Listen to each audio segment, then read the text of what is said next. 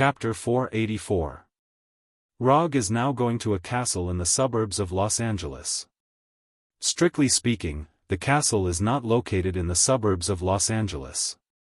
After all, when the castle was built, not to mention Los Angeles, even the United States of America had not been established. The United States is indeed the most powerful country in the world at present, but its history is not very long. In 1776, the Declaration of Independence was issued and the United States was officially established. The castle Rog is now going to was built at the end of the 15th century. Last night, when he was tutoring on the knowledge of vampires, Rog found a very meaningful place. Although the main country where vampires are currently active is the United States, vampires, like the current American people, are not indigenous to the North American continent. Since the 15th century, European people have migrated to the North American continent. Among them, there are vampires and werewolves, the native products of the European continent. With the development of time, the vampires in Europe declined and the vampires in North America rose, just like the European and North American continents. Now, the North American continent, which was once just a place of immigration, has become the headquarters of the vampires. What do you think of the 13 sacred artifacts of the vampires? On the way to the castle, Rog suddenly asked the blade next to him. The 13 sacred artifacts are the sacred artifacts of the 13 clans. After some clans perished, the sacred weapons that belonged to those clans also disappeared. Some vampires have tried to find these lost artifacts before, but so far, no one has heard of any artifacts being recovered. The blade is a professional vampire hunter, and his understanding of vampires is far beyond Rog. If someone took away all the 13 sacred artifacts of the vampires, how do you think the vampires will react? Rog continued to ask. Take away the 13 sacred artifacts? The blade froze for a moment and looked at Rog doubtfully. If it wasn't Rog who asked this question now, he would definitely think that the person who asked this question was a madman. It's impossible for this to happen. The 13 sacred artifacts are kept by different clans, and no one can defeat all the clans. Moreover, the holy weapons of some of the clans have been lost. Even those vampires don't know where they are. After a pause of 10 seconds, the Blade Warrior continued, I advise you to give up the idea of collecting the 13 sacred weapons. Konoha is indeed very powerful, but if the vampires go completely crazy, they will not be less harmful than those aliens. Blade also hoped that vampires could completely disappear from this world, but he knew that this was only a delusion. Ever since the first vampire, Cain, appeared, no matter how people dealt with these vampires, they were like malignant tumors that clung to the human world. No matter how they were killed, there was no end to them. Even the church that worshipped the Heavenly Father could not do this. Where there is a will, there is a way. If you don't try, how do you know you can't do it? Rog replied with a smile and ended the topic. For the rest of the time, Rog and Blade did not speak. Even when they took a break for lunch, they ate separately, as if they were two strangers who did not know each other at all. At 3:00 in the afternoon, Roger and the Blade Warrior finally arrived at the castle surrounded by walls. Every 10 meters or so, there were warning signs that read, Private property, no entry. This castle with 400 or 500 years of history is sitting alone on the grassland. At the gate of the castle, some modern vehicles are parked. From the outside, there is nothing wrong with this castle, it is similar to those castles that have become tourist attractions. But as long as you perceive it carefully, you will find that this castle is always exuding a cold aura like a haunted house. Even if it is now 3:00 in the afternoon when the sun is at its strongest, the castle still gives people a deep chill. Don't tell me you are going to attack this castle next. The Blade Warrior turned his head and asked Logue. You already have the answer in your heart, why ask me? After that, Rog opened the door and went to the trunk. Although this car was rented from the hotel, the things in the trunk were not rented. When Rog opened the trunk, a small arsenal appeared in front of him. Daggers, katanas, grenades, pistols, rifles, grenade launchers, rocket launchers, Gatling guns. In the trunk, there are enough weapons to equip a U.S. Army combat squad. Most of these weapons were taken directly from Konoha's armory last night by the Shadow clone. Only the daggers, katanas, grenades, and bullets were processed overnight. The daggers and katanas are silver, and the bullets and grenades are also specially modified ultraviolet versions. Take whatever you like. After seeing Blade's arrival, Rog said casually. He has just perceived that there is no powerful existence in the castle, only some low-level goods. It seems that you really want to go against the vampires. Blade didn't know why Rog suddenly had the idea of killing vampires, but he knew that after today, Minato's name will definitely become the most important one on the vampires' hit list. The vampire hunters in Los Angeles have known about the existence of this castle for a long time, but this castle has always stood here. The reason is simple: there are too many vampires in the castle. For these vampire hunters, this castle is a forbidden place, and once they step into it, they will completely lose their lives. When Blade first came to Los Angeles, he had the idea of attacking this castle. However, that operation had left him with an extremely painful lesson. Other than him, none of the vampire hunters who worked with him survived. Among them, there are several people who are important to him. This was what Jacob had been talking about when he said he wanted revenge. It is the duty of Konoha's intelligence bureau to protect the lives of citizens. Rog gave Blade an extremely official answer. You want to go in with me, or stay here and cheer for me, you decide.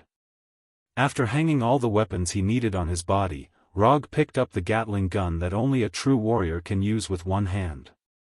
The Gatling gun in his right hand, and the rocket launcher in his left hand. On his back was a silver katana, and an M4A1 assault rifle loaded with an M203 grenade launcher. On his tactical vest were UV grenades and onion grenades, as well as an M17 pistol and a silver dagger. On his belt, there were 2 HK-USP pistols. After coming to the entrance of the gate, Rog jumped over the 4-meter-high gate. After watching Rog walk in without hiding, Blade hesitated for a few seconds, then followed Rog in. Although there was no one around, Rog knew that the vampires in the castle already knew of his arrival. But because it was daytime, they couldn't openly stop him. Although not all vampires were afraid of the sun, it was obvious that these low-level vampires in the castle had not reached the point where they could ignore the sun. After coming to a place only 30 meters away from the castle gate, Rog aimed the rocket launcher in his left hand at the castle gate and decisively pulled the trigger. Boom! A huge explosion instantly resounded through the castle, and the solid wooden gate that was several times older than him shattered. After blasting open the castle gate with a rocket, Rog did not hesitate and immediately used the body flicker technique. When he pulled the trigger of the rocket launcher, he sensed the eyes that were aimed at him. Although vampires are a very traditional race, it doesn't mean that they don't use human weapons. In the study of lethal weapons, human talent is much better than vampires. Rog, who used the body flicker technique, instantly disappeared in front of these vampires. The next second, his figure appeared in the hall of the castle. The range is the truth, the caliber is justice. Gatling gun, fearless. Rog, who entered the hall of the castle, showed a crazy smile, and pulled the trigger of the Gatling gun like a devil. Chapter 485. Da-da-da-da-da, the intense gunshots continued to sound like buzzing bees. In the silent castle hall, a symphony symbolizing death was played. Although Rog has always joked that Arhat's fists were Gatling gun techniques, he had never used the famous Gatling gun before. Today, he finally felt the unique killing charm of the Gatling gun. After he teleported into the hall of the castle, the vampires in the castle swarmed towards him like a swarm of locusts. However, these vampires that showed their fangs like ghosts were as fragile as a piece of white paper in front of the Gatling gun that used ultraviolet bullets. The 6 barrels rotated at an amazing speed, and the place where the muzzle pointed was like opening the door of death. Looking at the vampires that were hit by the ultraviolet bullets turned into ashes, Rog had a deeper understanding of the word mowing. At this time, although he was surrounded by vampires, he was not the slightest bit nervous. Instead, an untimely joke appeared in his mind. Since the invention of the machine gun, the nomad's racial specialty changed from riding and shooting to being able to sing and dance. Under the frenzied fire of the Gatling gun, it didn't take long for him to wipe out the most numerous and weakest, small fry, vampires in the castle. After emptying all the bullets of the Gatling gun, Rog put aside the hot barrel of the Gatling gun and picked up the M4A1 assault rifle on his back. After loading the M4A1 and loading a grenade into the grenade launcher, he ignored the Blade Warrior who had just arrived in the hall and walked directly into the castle. The vampires in the hall could only be regarded as an appetizer, the real main course had not yet been served. He didn't know if the vampires had the habit of closing the door, or if it was because of his arrival that all the doors of the castle were closed. He was soon blocked by a door in the side hall. A solid wooden door with a long history. At this time, Rog did not have the idea of protecting the antique and directly launched the grenade. Boom! The solid wooden door shattered, and large and small pieces scattered on the ground. Unlike the main hall, there weren't many vampires in the side hall. Moreover, unlike the vampires in the hall that only pounced on him like wild beasts, the vampires in the side hall were obviously much more advanced. They wore the same dark red uniform and held various cold weapons that looked like antiques in their hands. If it was any other time, Rog wouldn't mind playing with these swordsmen-like vampires. But now, he had no such intention. Although he was carrying a silver katana on his back, he wasn't going to use it to deal with these vampires who looked like guards. Thus, he made a move that suited his current image. Aim, fire, all in one go. Although he hadn't undergone professional shooting training, it didn't mean that his shooting skills were bad. On the contrary, his shooting skills could even be considered quite good. He could even play with shurikens, a throwing weapon, to the point of perfection. Of course, a mere firearm would not be a problem for him. Bang bang bang. Bang bang bang. Bang bang bang. At this time, Rog did not use burst fire. Instead, he switched the safety on the rifle to triple burst mode. Note 1, using hot weapons to bully cold weapons was not a very fair thing in the first place. Especially now, the people with hot weapons were far stronger than the people with cold weapons. The result was obvious, hot weapons were superior to cold weapons. Although these vampires wanted to rely on the high agility of the Blood Clan to quickly approach Rog, they were killed by Rog who used Mozambique shooting technique before they could get close. The Mozambique shooting technique was a shooting technique that he had learned from movies. Strictly speaking, it couldn't be regarded as learning. He just opened his 3-tomo Sharingan and watched it for a while. Mozambique shooting technique, simply put, was to shoot the target's body twice, and then shoot the target's head once. The principle of this shooting technique was very simple, that is, the body was hit the largest area, and it was the easiest to hit. Shooting at the body first can effectively reduce the target's mobility, and then shoot the head to completely kill the target. In game terms, it was a hard hit first, and then a critical hit. After easily killing the 7 vampire guards with Mozambique shooting technique, Rog took out the unfinished magazine and replaced it with a full magazine. He knew that the bullets in the magazine were not finished, but he couldn't change the habit of reloading cancer in the game. Since he couldn't change it, then he wouldn't change it. There were many players who had reloading cancer like him. People like them, as long as there was a little gap, they would unconsciously reload. Although this would lead to an accident of being killed by the enemy when reloading, a full magazine could provide them with a sense of security and satisfaction. However, other people's reloading cancer only appeared in the game. There were not many people who brought this habit to the real world except him. After reloading, he did not stop and continued to walk inside the castle. Bang bang bang bang bang, boom. Boom, intermittent gunshots and explosions sounded in the castle. Rog was like a special forces member who was clearing out terrorists, one room after another. Although his speed was not fast, his clearing efficiency was not low at all. Up until now, none of the vampires that had appeared in his line of sight had been able to leave his sight alive.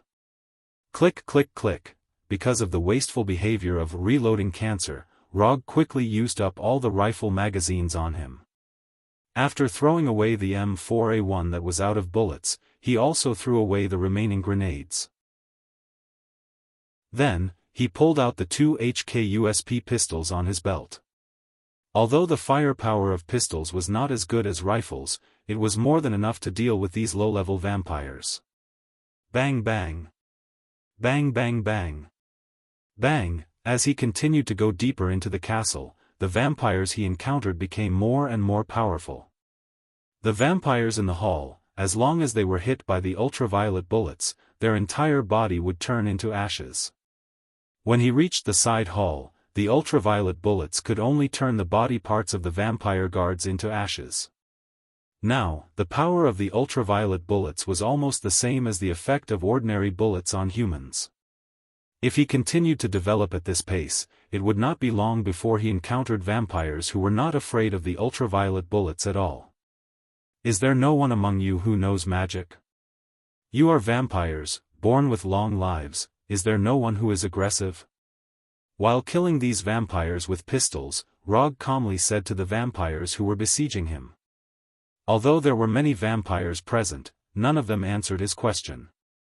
The only thing these vampires could do was to attack him with the weapons in their hands, or aim and shoot at him. Yes, shoot. When he came to the second floor of the castle, he finally encountered vampires who knew how to use firearms. Unlike him who used ultraviolet bullets, these vampires used silver bullets. It could be seen from the bullets that these firearms were not prepared for him, but specially prepared for the werewolves. However, these vampires could not be blamed.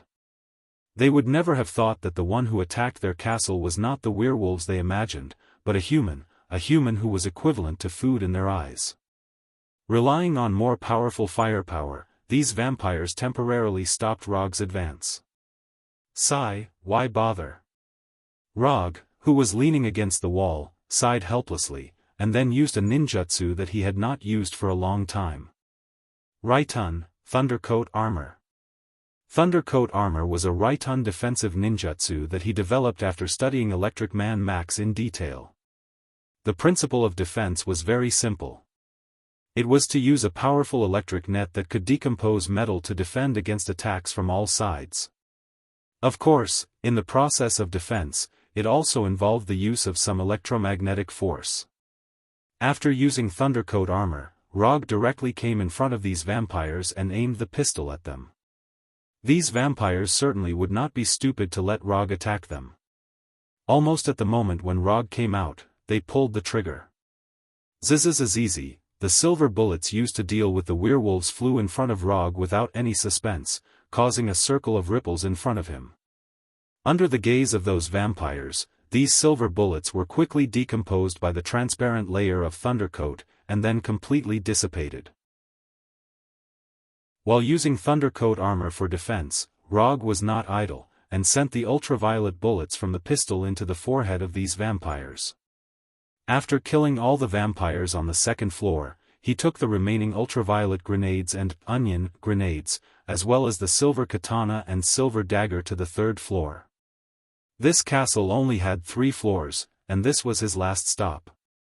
After dealing with the vampires here, he could return to Los Angeles to enjoy a delicious dinner at the Beverly Hills Hotel. The number of vampires on the third floor was far less than the first and second floors, but their life signal strength was far stronger than the vampires on the 2 floors below. If nothing unexpected happened, he should be able to meet a vampire who can use magic here. Compared with the 2 floors below, the environment on the third floor was relatively less gloomy, and the light was more abundant. Just as Rog was considering whether to throw out the ultraviolet grenades and onion grenades, a noble-looking vampire appeared in front of him. Just by looking at the appearance, this was a slender and handsome vampire. If you ignore the blood on his mouth and hands, and the girl lying not far from him, with bite marks on her neck and completely dead, he should be the perfect lover in the eyes of many women. Chapter 486. Her white dress was stained with blood, and her messy blonde hair was spread out. Her eyes were wide open, and her face was filled with horror. The girl's fear before her death was vividly displayed. Although Rog didn't have any personal grudges with vampires, there was one thing that he hated. Although vampires needed to consume blood to survive, he hated the way vampires treated humans as playthings. Natural selection, survival of the fittest. In order to survive, it was understandable for vampires to consume human blood. But there were some vampires that consumed blood not to survive, but to satisfy their own perverted desires. For example, they enjoyed the fear and panic of humans when death approached, and used the insignificance of humans to contrast their strength and superiority, thus obtaining pleasure. You were able to come here under the siege of those trash. You have the qualifications to be my descendant. Kneel down and submit to me. I, Alexander Christ, will grant you eternal life. The vampire named Alexander opened his arms and spoke to Rog in an exaggerated tone, as if a superior emperor was bestowing a gift to a commoner. Idiot. Rog's answer to Alexander's suggestion was abnormally simple. After he finished speaking, he ignored Alexander's increasingly cold eyes and directly removed the last few ultraviolet grenades and onion grenades from his tactical vest. Ignorant human, you know what you rejected. Just as Alexander Christ was about to let Rog understand what he rejected, 2 ultraviolet grenades with the safety pins removed flew in front of him. Behind the 2 ultraviolet grenades, there was an onion grenade. The onion grenade wasn't a grenade made of onions, but a tactical grenade filled with onion extract. For example, the common flash grenades, smoke grenades, and so on were tactical grenades. Boom boom boom, 3 consecutive explosions rang out, and the originally quiet 3rd floor of the castle instantly became lively. The power and impact of the explosion wasn't small, but it didn't cause any damage to Alexander. Before the grenades exploded, Alexander's body disappeared like an illusory shadow, completely disappearing in front of Rog. Shadow jump. Using the power of shadows, Alexander disappeared from where he stood and suddenly appeared behind Rog. Just as Alexander, whose mouth and hands were stained with the girl's blood, was about to use his sharp right claw to pierce through Rog's heart, a silver-white dagger appeared in front of him at an unimaginable speed and stabbed into his right eye. Ah! The excruciating pain from his right eye made Alexander scream uncontrollably. He struggled to retreat. Did you know that I rarely kill my enemies in battle? And you just so happen to have the qualifications. After blinding Alexander's right eye with the silver dagger, Rog slowly turned around and said coldly, "Kneel down and beg. Beg me to mercifully end your life." As he spoke, Rog took off the silver katana on his back and looked at Alexander as if he was looking at an ant. Ha ha ha, interesting, interesting. Alexander didn't expect Rog to return the words he had just said. Laughing wildly, Alexander pulled out the silver dagger that was stabbed into his right eye and licked the blood on the dagger. Come, let me see how you're going to end my life. Under the nourishment of the power of blood, Alexander's pierced right eye quickly recovered. Within a few seconds, his right eye returned to its original state, as if everything before was just an illusion. The vampire's recovery was originally very good, and Alexander was one of the best. Unlike the vampires who pursued physical strength and magical power, Alexander didn't choose the 2 most stable paths. Regeneration. On the basis of the vampire's amazing recovery, he pursued an immortal regenerative ability. Alexander's choice was very unconventional, but he relied on this unconventional choice to walk his own path. Relying on this obsessive pursuit, Alexander was promoted from an ordinary vampire to an earl, and even received the title of Alexander the Immortal among the vampires. If you don't go crazy, you won't live. Alexander Christ was a typical representative of this philosophy. Rog ignored Alexander's maniacal laughter and shifted his gaze to Alexander's limbs. The best way to communicate with a perverted vampire like Alexander was not words, but violence. Thus, when Alexander opened his mouth and laughed wildly, Rog directly launched an attack. Body flicker.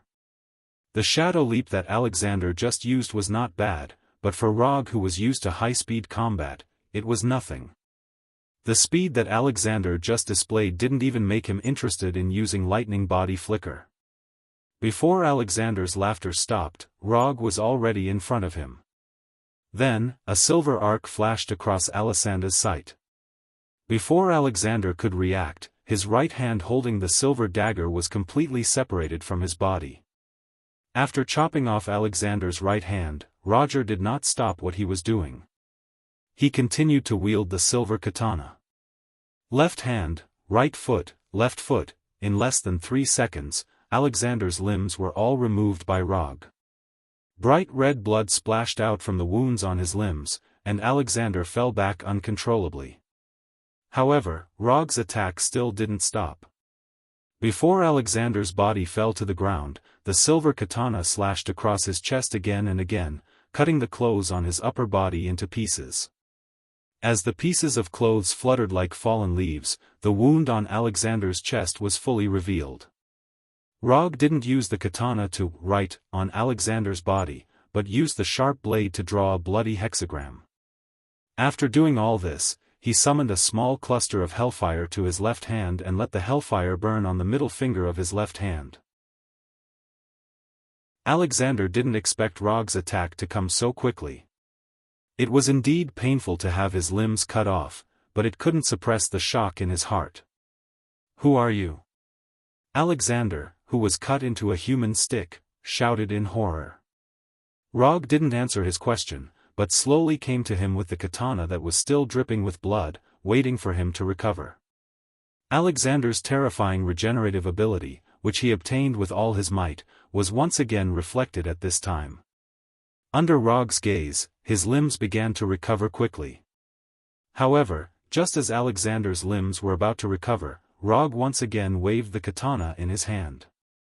Chi chi chi chi, it was another 4 slashes, and Alexander's limbs were once again separated from him. "Who are you?" Alexander asked Rog loudly again.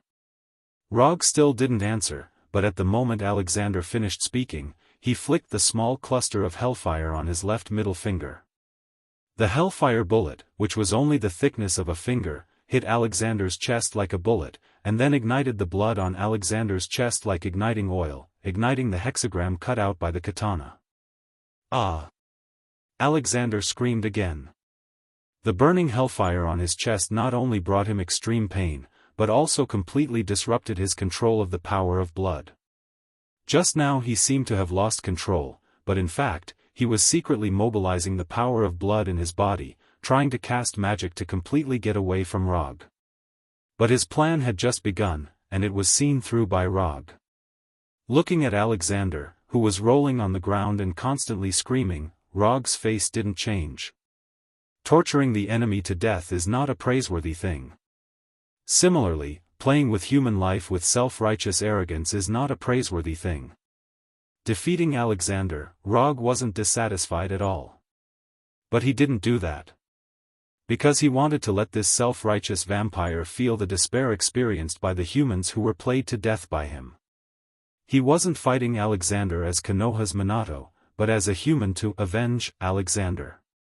Alexander, the vampire count's screams lasted for more than 5 minutes before they gradually grew softer. Then, they stopped. The silver katana was inserted into Alexander's head and nailed him to the ground like a worm. Rog walked toward the other rooms on the 3rd floor.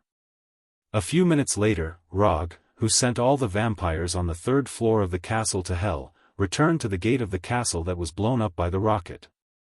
All done. The Blade Warrior, dressed in black, was leaning against the wall next to the door, holding a cigar of unknown brand in his hand. "Of course." Rog simply replied, then turned to look at the castle where there were no vampires. "Aren't you going to deal with it?" After taking a deep breath of the cigar, the Blade Warrior pointed to the surveillance cameras next to the gate. I killed so many of their people, I have to leave them a target for revenge, otherwise, it would be too unreasonable. Rog came with the idea of completely offending the vampires from the beginning. Otherwise, how could he wait for the revenge of those vampires?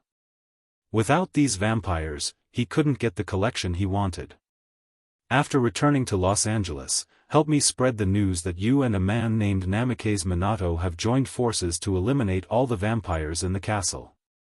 Before driving away from the castle, Rog deliberately said to the Blade Warrior. Do you still care about this reputation? No, I just hope that those vampires can find me faster. Chapter 487. Although he was driving back to Los Angeles, Rog didn't drive all the way back like he did when he came. Instead, he used quantum teleportation and teleported himself and the car directly back to Los Angeles. After sending Blade back to his secret base in the slums, he drove the rented SUV back to the Beverly Hills Hotel. Before returning to the car, he didn't forget to deal with the weapons in the trunk. In the next few days, he enjoyed the decadent life of a rich man in the Beverly Hills Hotel and patiently waited for the revenge of the vampires. The most important stronghold in the Los Angeles area was uprooted. Unless the vampires didn't know the news, they would definitely carry out bloody revenge. Vampires were a very prideful race. They had a longer lifespan than humans, and they also had a higher self-esteem than humans. However, what Rog didn't expect was that after enjoying the decadent life of a rich man in the Beverly Hills Hotel for a few days, the first thing he waited for was not the revenge of the vampires, but the vampires' archenemy, the werewolves. Beverly Hills Hotel, Polo Lounge. Mr. Minato, hello, my name is Henry. Just as Rog was tasting the specialty cocktails in this famous Polo Lounge, a rugged man who didn't fit in with the Polo Lounge came to him and introduced himself in a neither servile nor overbearing manner. We don't know each other, right? Rog looked up at Henry, who was wearing a brown sheepskin jacket and light blue jeans, and asked in confusion. He didn't sense a vampire's aura on Henry, who was well built. Today is the first time we meet, can I sit here? Unlike his rugged appearance, Henry, who took the macho route, showed politeness that didn't match his image. Sit down. When Henry sat down, Rog used chakra to sense his life force. This is a werewolf? On Henry, he perceived a life signal that was completely different from that of humans. I took the liberty to come here today, I hope Mr. Minato doesn't mind. The rugged Henry continued, then turned his head and glanced around. I don't mind. Tell me, what do you want from me? Although he had never seen a werewolf before, he was certain that Henry was a werewolf.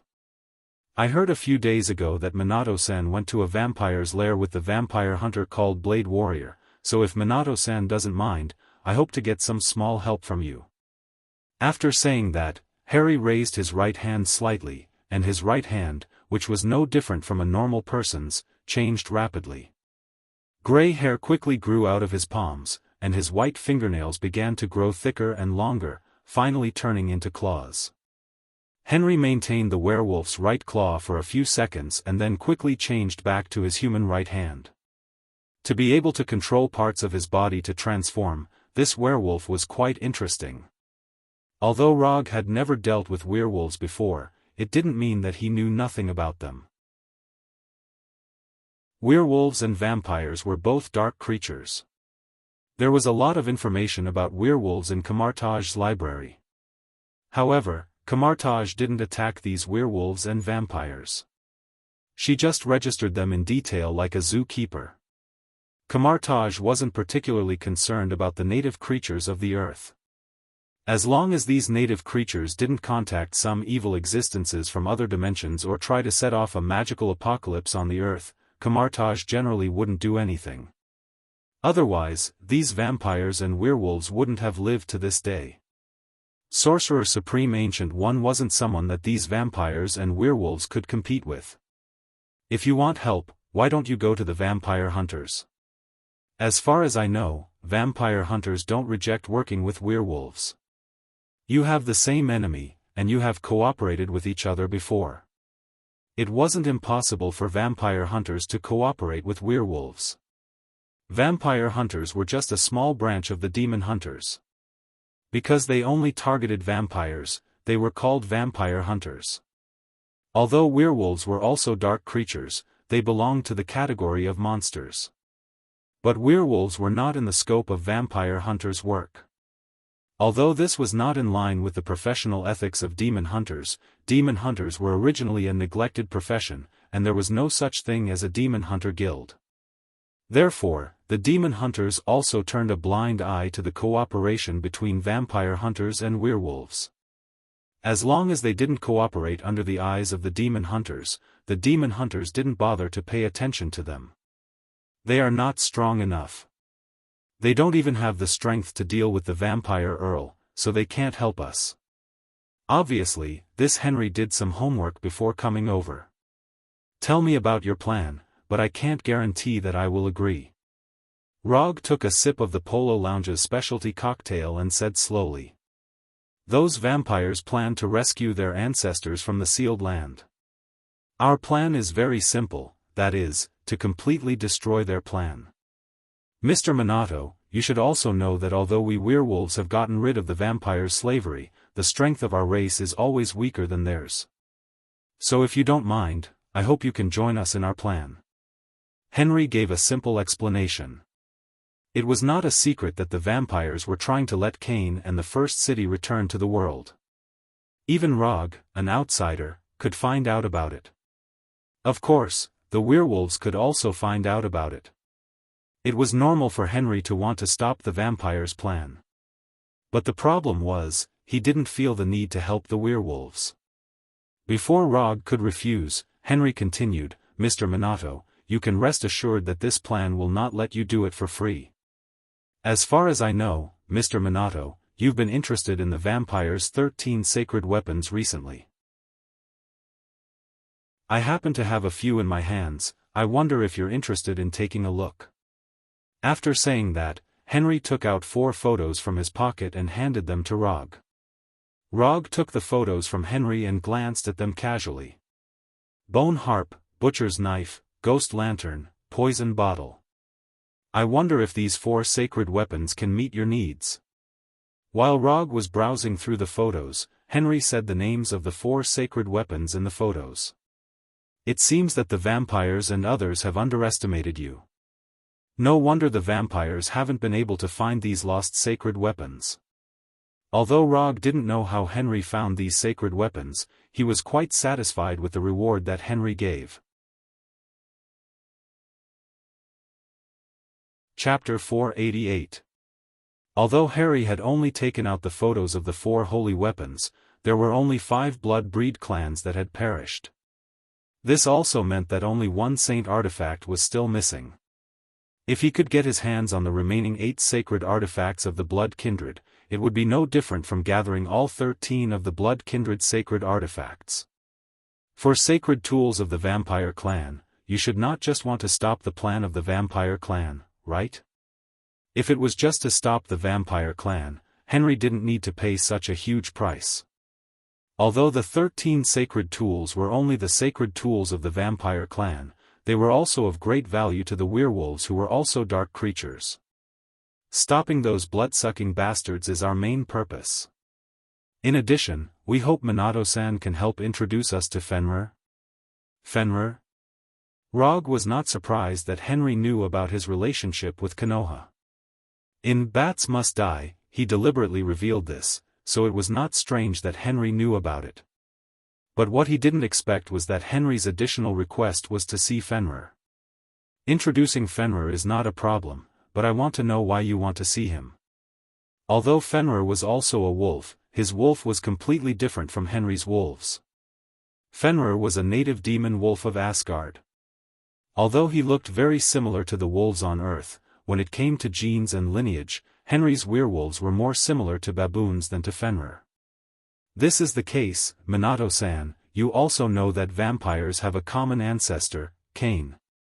Although the history of werewolves is not shorter than that of vampires, unfortunately, we still don't know where we came from.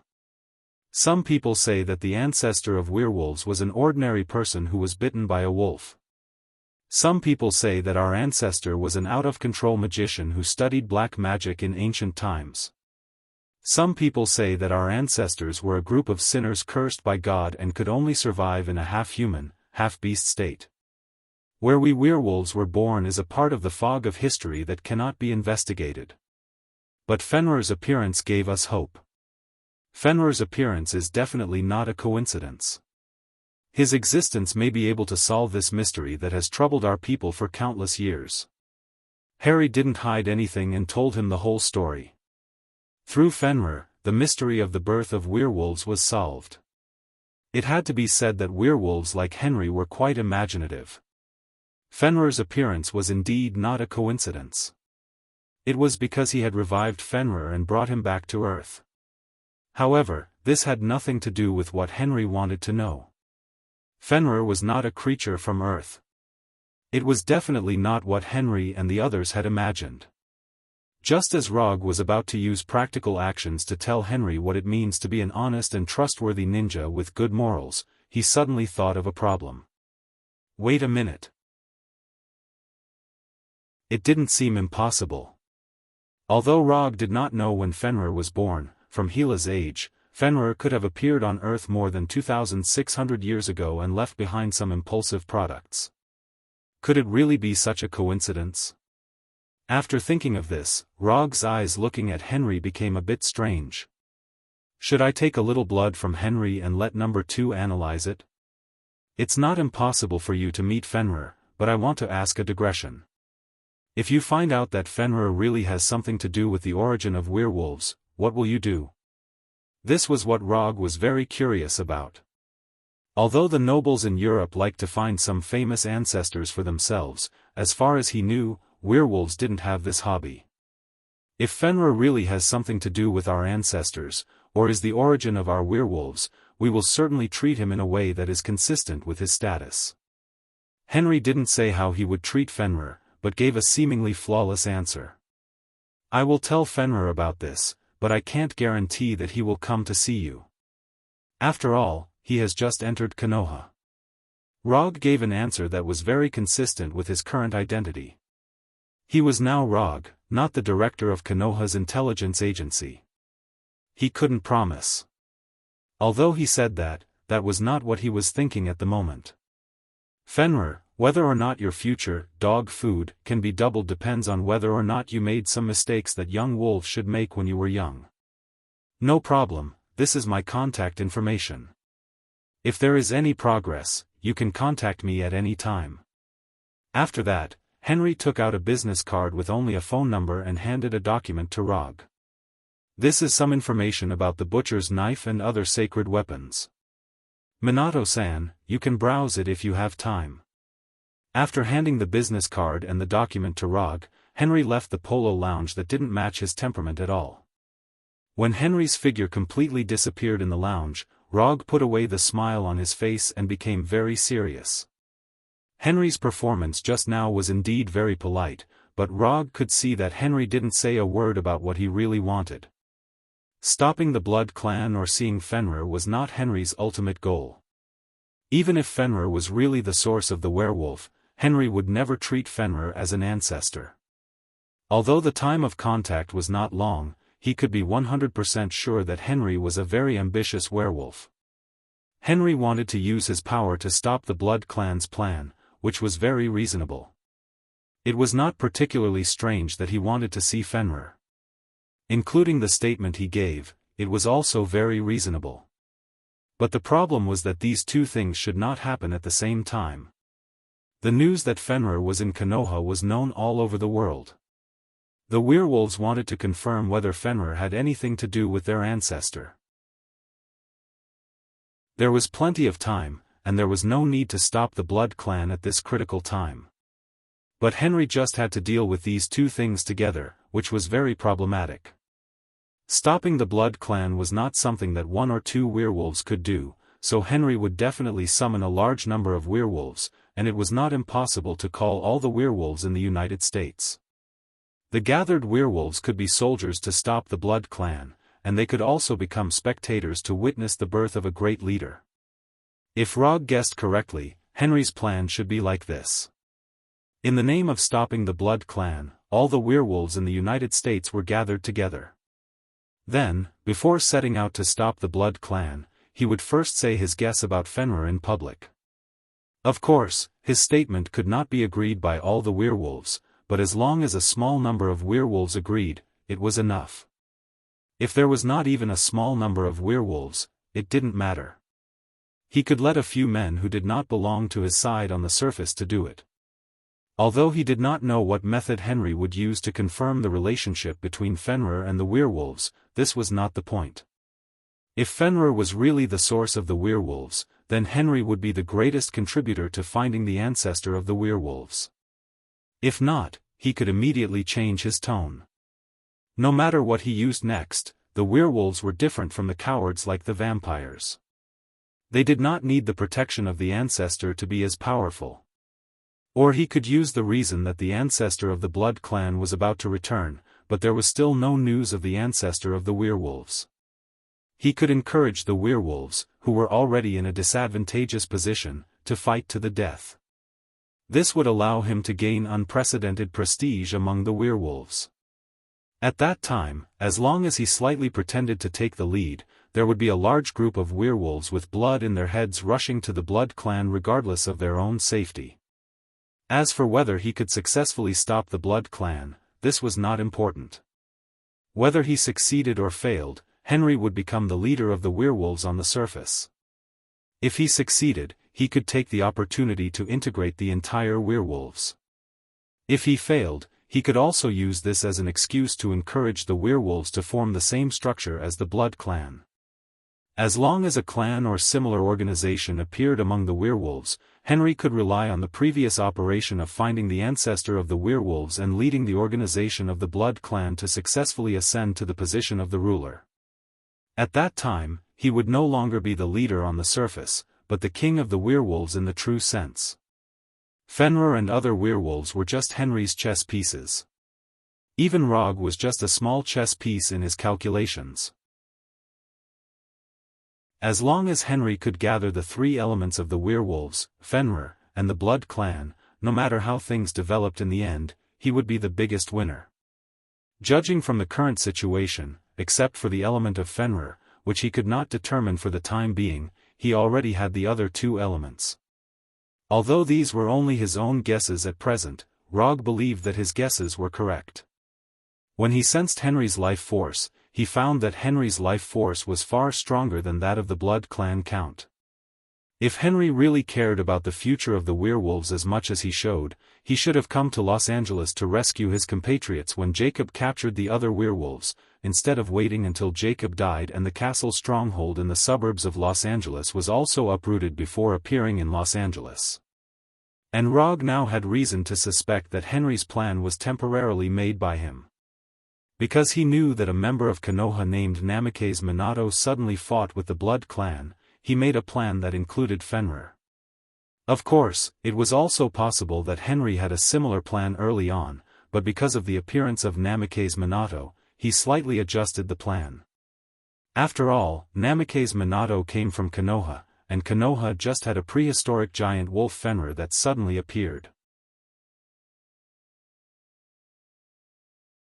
Chapter 489. Outside the Beverly Hills Hotel. Sir, are we really going to give the 4 sacred tools to this guy named Namikaze Minato? This is a treasure that our people have spent hundreds of years and countless manpower and resources to obtain. Wouldn't it be too much of a loss to give them away? In the latest dark green Bentley SUV, the young man sitting in the driver's seat said to Henry in the back seat. Of course, it's a loss to give them away, but as long as we don't give them away, we won't lose. The current Henry was a completely different person compared to when he was in the Polo Lounge. The kind and friendly expression completely disappeared, replaced by a face full of arrogance. Isn't this not good? After all, Namikaze Minato is from Konoha. The young man who was the driver asked doubtfully. Although Konoha was just a new organization that was established a few years ago, in the Dark World, there was such a saying. Even if we are enemies with the US military and the Restoration Alliance at the same time, we will never become Konoha's enemy. After all, the US military and the Restoration Alliance wouldn't do such a thing. But Konoha was completely different. If they were enemies with Konoha, not to mention their relatives and friends, even their neighbor's dog would be in danger. Konoha's overbearingness wasn't expressed with words, but with bloody records. Namikaze Minato is Namikaze Minato, and Konoha is Konoha. Offending Namikaze Minato doesn't mean offending Konoha. Although Henry had enough power to compete with the Vampire Dukes, and was one of the highest-ranking alpha wolves in the Wolf Clan, he didn't underestimate Konoha. Konoha's anger wasn't something an alpha wolf like him could withstand. Even if the entire Wolf Clan gathered together, they may not be able to withstand Konoha's anger. Don't worry, although Namikaze Minato is a member of Konoha, his status is not high. If I'm not wrong, he should just be a mid-level member. If Namikaze Minato was just a civilian, Henry might be worried about whether he was an important member of Konoha. But obviously, Namikaze Minato was just a soldier. Konoha's important combatants had a very obvious characteristic, that was, they had enough fame. For example, Punisher, Abomination, Shockwave Girl, Quicksilver, Venom, etc. Harry had never heard of Minato in Konoha, so he could conclude that Minato was just an ordinary member of Konoha's fighting force. At most, he would be a captain or something.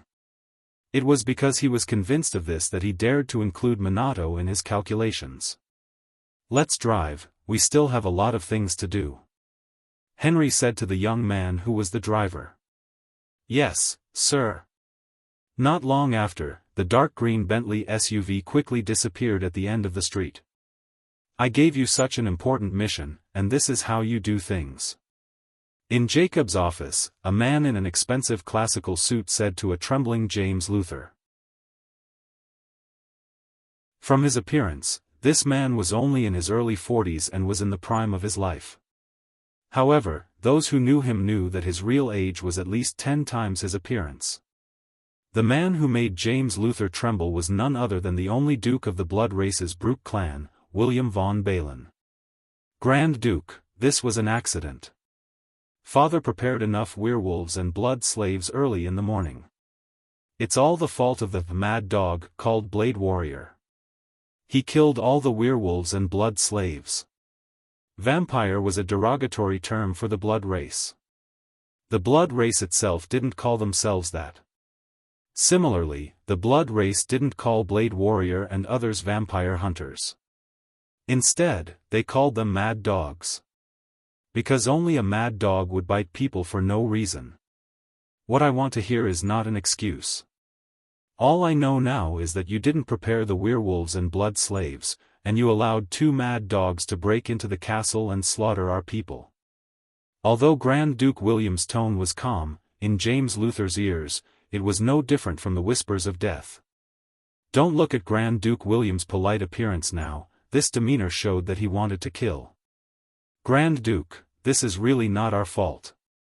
We had no way to stop them. Father and Alexander were killed by the man called Namikaze Minato. We can't find anyone stronger than Father and Alexander." Although his voice was trembling slightly, James Luther still didn't forget to throw all the blame to Namikaze Minato. And Namikaze Minato is still a member of Konoha. We don't dare to take revenge easily, for fear of causing Konoha's dissatisfaction. Jamie Luther added another excuse. After hearing the word Konoha, Grand Duke William's face became dignified. The higher the strength and status, the more one could understand the horror of Konoha. Like Henry, Grand Duke William didn't want to fight with Konoha. If possible, Grand Duke William even hoped that the blood race could reach some friendly cooperation with Konoha. "I will deal with Namikaze Minato personally. As for the other mad dogs, I don't want to hear about them in Los Angeles." Grand Duke William finally made a decision and ordered James. "I don't know how Jacob became a prince. In the entire Los Angeles area, there are only 2 counts. This is simply nonsense. My personal guards will assist you. If you can't achieve your goal, you don't have to come back. After saying that, Grand Duke William waved his hand impatiently and let James leave the office. Namikaze Minato. Konoha. Just as Wolf King Henry and Grand Duke William were both thinking about how to deal with Namikaze Minato, Rog directly teleported from the 5-star suite of the Beverly Hills Hotel to Konoha's headquarters. In the completely renovated hangar, he saw Fenrir lying on the ground, as well as Abomination, Red Tank, and Black gathered together. Perhaps it was because of their extraordinary physiques, Fenrir became good friends with Xiao Hei and the other two. They would often gather together when they had nothing to do. Of course, because they were not of the same race, the only entertainment they had when they got together was fighting and eating. Fenrir was the first person to discover Rog's arrival. Before Rog's figure appeared at the hangar gate, Fenrir discovered his arrival and greeted Rog in his own way. Hokage-sama. Red Tank and Abomination, who were barbecuing meat, immediately stood up and saluted when they noticed Log's arrival. As for Black, at this time, he was like a pool of slime, paralyzed on Fenrir's head. He casually transformed a black arm and waved at Rog as a greeting. "Give me a copy too, slightly spicy." Glancing at the barbecued chicken wings and roast beef in the hands of Red Tank and Abomination, Rog said. Then, he came in front of Fenrir and looked at Fenrir and Black on his head. At this time, he discovered that Black was not paralyzed on Fenrir's head, but symbiotic on Fenrir's body. "It seems that you finally chose a host. Not bad, you are no longer alone." Rog was not surprised that Black was parasitizing on Fenrir. Although Black was a symbiotic demon weapon he created by imitating the Black Death Sword, Black was still a symbiotic demon after all, so it was not particularly strange that he embarked on the same path as Venom. As for why Black chose Fenrir as a host, it was easy to understand. As a symbiotic demon with strength far beyond the Lord level, Black has his own pride. Ordinary creatures, he doesn't even look at them. Although Fenrir was not a human, he was an out-and-out powerful demon wolf. Choosing Fenrir as a host can be regarded as a strong alliance and mutual achievement. "It can't be helped, who told you not to be parasitized by me? I am also one of the top existences in the symbiotic demon clan, but in the end, I have fallen to the point of being abandoned by my master," Black said in a resentful tone. If someone didn't know the details, they would definitely think that Rog did something to him. "I told you before that I don't want you to be a parasite. It's not that I dislike you, but I can't accept being hung on by a male creature. Symbiotic demons have no gender distinction. If you like, I can become someone else, just like now." At this time, Black completely transformed his voice into the voice of an Earth woman, and deliberately used a coquettish tone. "No need, you should stay with Fenrir, Fenrir is also good." After speaking, Rog patted Fenrir's huge head. "Yes, I think so too." Just when Rog thought that Fenrir would answer him with a whimper like before, Fenrir suddenly spoke in pure English, with a magnetic voice unique to a mature man. "Damn!" The moment Fenrir spoke, Rog was stunned. What's going on? The demon wolf Fenrir actually spoke English? The symbiotic demon gives its host an insignificant ability. "If you like, I can also let you have such a voice," Blackie explained with a proud look on his face. "Ugh. I still prefer my own voice." Rog didn't even think about it and directly rejected Black's good intentions. Accepting the parasitism of the symbiotic demon could indeed strengthen his body. However, this wasn't in line with Rog's character. Moreover, he didn't want his secret to be exposed in front of others. "Fenrir, since you can speak, then use human language to communicate in the future. Don't use the wolf language anymore." Rog rubbed the soft fur on Fenrir's head and said softly. "Okay." Fenrir immediately replied. "Right, I almost forgot about the important matter." Rog retracted his right hand and then continued, "Fenrir, you should have come to Earth before. Then, have you done anything on Earth that would make people happy?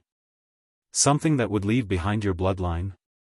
Abomination and Red Tank, who were barbecuing, heard Rog's words and immediately turned their heads to look at Fenrir. Even Black, who was on Fenrir's head, revealed an expression that all men would understand. No. Absolutely not. I'm not that kind of wolf. Fenrir didn't react at first. Until he saw Abomination and the other's eyes, he immediately understood and denied it 3 times. Chapter 490. Fenrir firmly denied it, but unfortunately, the 4 men present did not believe him. Are you sure? A werewolf told me that you might be their ancestor. Rog continued to ask. This is absolutely impossible. At that time, I would only treat humans as food. How could I give birth to a werewolf descendant with a human? This is slander, blatant slander. Where is that werewolf? I want to eat him and let him know the price of slandering a demon wolf. Fenrir said fiercely with his teeth bared. However, his behavior made Rog and the others even more suspicious. Fenrir's behavior was similar to those men who suddenly found out that they had a few years old child. Since you are so sure, then you wouldn't mind letting Little Black search your memory, right? It was not that Rog did not believe Fenrir, but his intuition told him that Fenrir might really have some unclear relationship with those werewolves. Of course, I am innocent. I have nothing to be afraid of. Fenrir still had that expression of, I have been slandered. Little Black, look at Fenrir's memory and see if he has forgotten anything. No problem. As soon as Rog finished speaking, Little Black began to search Fenrir's memory. After parasitism, the symbiotic body could search the host's memory at will, regardless of whether the host agreed or not. If the symbiotic body did not take the initiative to mention it, the host would not realize that his memory was being searched. This was also the reason why Rog did not let Little Black parasitize him. The symbiotic body could indeed give the host unimaginable regeneration and transformation ability, but compared to his own secret, these abilities were not attractive to Rog at all.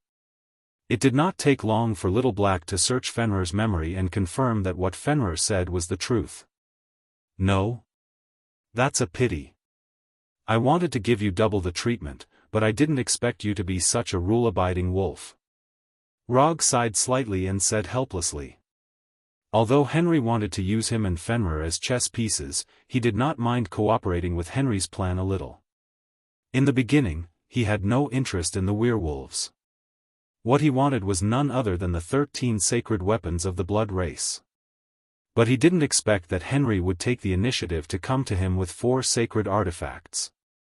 What was even more unexpected was that Henry actually wanted to use him as a pawn. Although Henry kept calling him Mr. Minato when they were talking, Rog could tell that this was just flattery on the surface.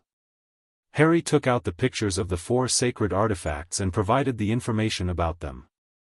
It seemed that he had shown enough sincerity. But in fact, Henry didn't mention anything about how to hand over the 4 saint artifacts.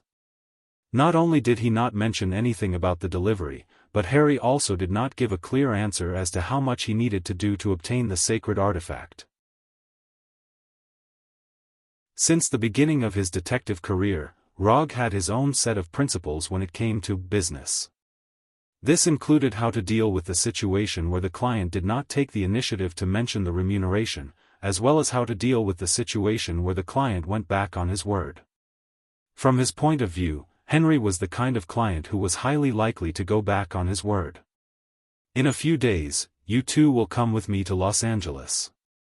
We'll make a small deal with the werewolves. Rog looked up and said to Fenrir and Xiao Hei. Later, he joined the Abomination and Red Tank's barbecue team. Fenrir agreed to come to Los Angeles at 12:00 this evening. This is the address of the meeting. After staying in Konoha's headquarters for 3 days, Roger sent a message to Henry to meet him. He wanted to find a spell that could shrink Fenrir's size for a long time from the magic book provided by Dr. Doom. As a result, he only found the shrinking technique that lasted only 1 minute. In addition to the duration of only 1 minute, the shrinking effect of the shrinking technique was not particularly in line with his requirements.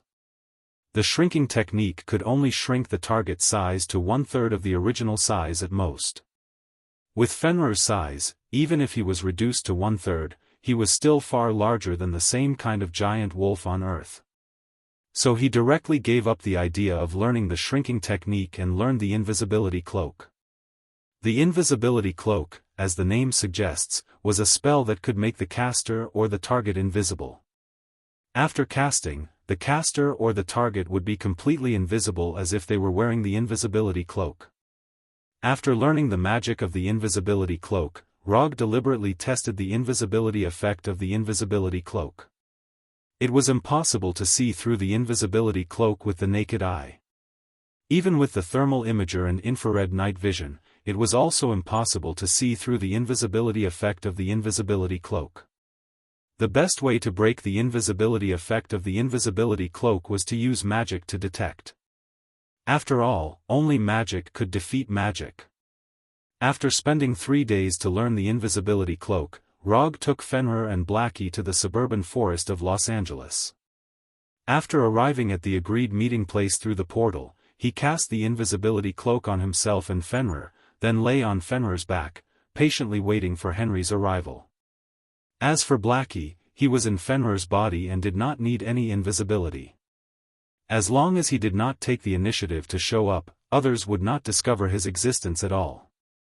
In order to make the meeting more enjoyable, Rog deliberately arranged the meeting time to be in the middle of the night. Because the moon was dark, the wind was strong, and the night of murder. Time passed little by little, and when there were only 5 minutes left before the agreed time, Rog perceived the life signals quickly approaching the forest. Among these life signals that were far beyond ordinary people, he saw the life signal belonging to Henry. 100, 300, 500, 1,000, in less than 5 minutes, more than 1,000 werewolves' life signals broke into his perceptual network.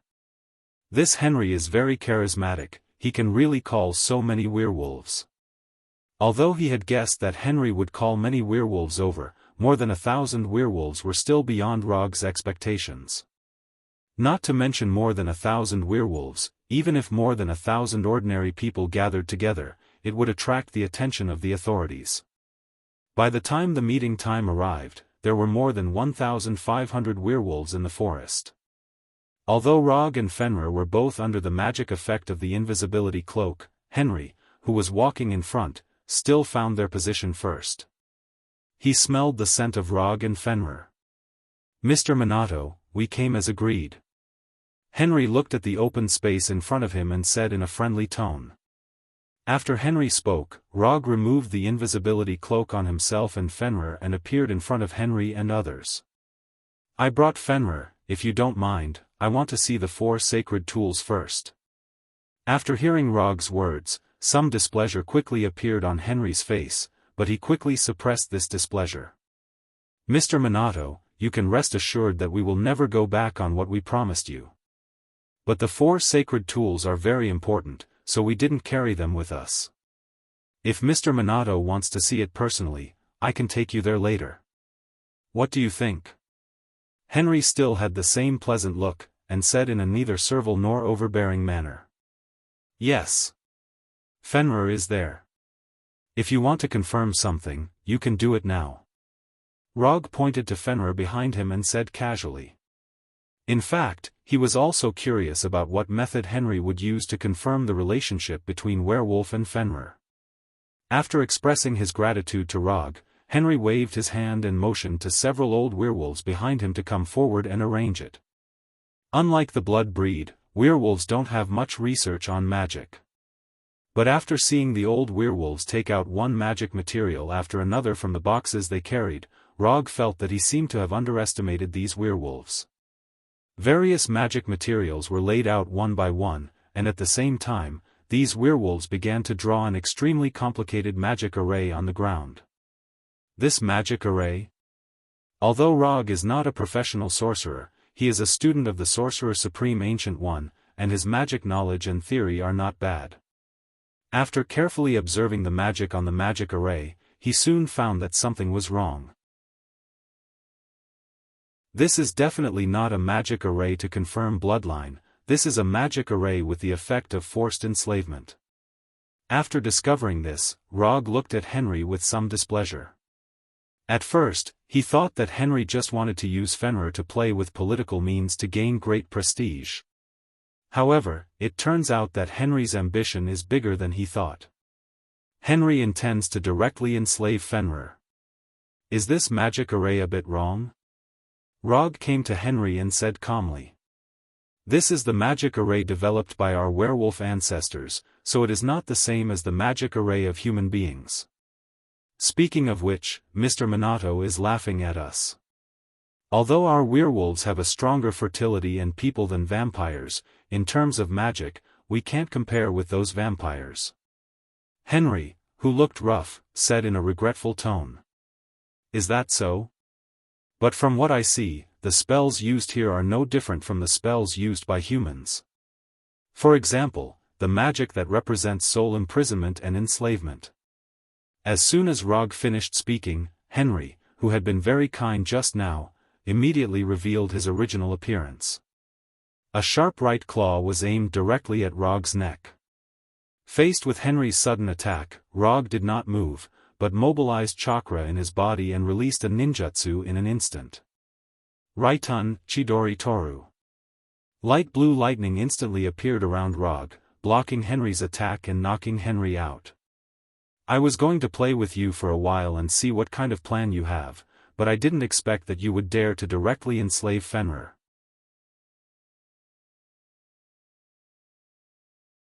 Chapter 491. Henry, who was repelled by the Chidori, rolled a few times in the air, and then fell to the ground like a real beast. He tried to attack Rog with his right hand, but he felt a strong numbness, as if thousands of needles were piercing his palm at the same time. However, what Henry cared about at this time was not the numbness in his right hand, but the light blue lightning around Rog's body. As we all know, only one person in Konoha can use lightning attacks, and that is the director of Konoha's intelligence agency, the 4th Hokage Rog.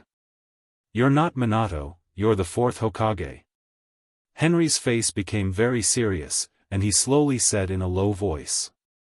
Minato is the 4th Hokage. Rog answered with a joke that only he knew. Oh, I didn't expect that the 4th Hokage would not dare to show his true face.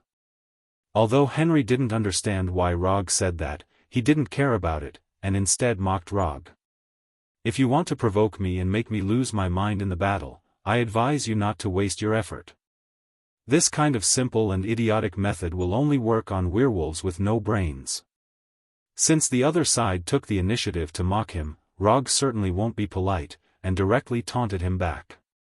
At the same time, in front of Henry and many other werewolves, he summoned 4-wood clone jutsu with Minato's appearance.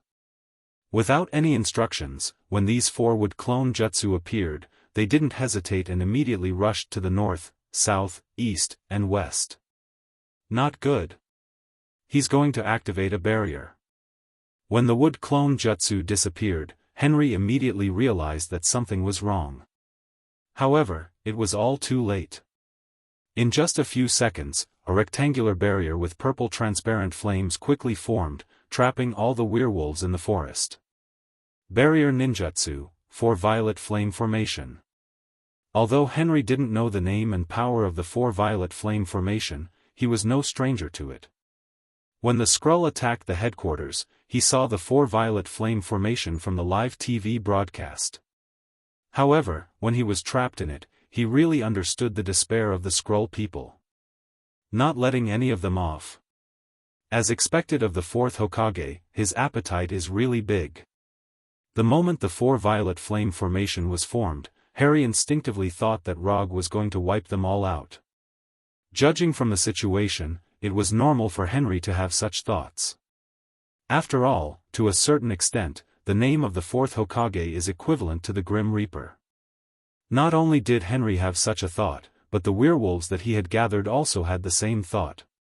Konoha's tyranny and the strength of the 4th Hokage, in the Dark World, is a well-known fact.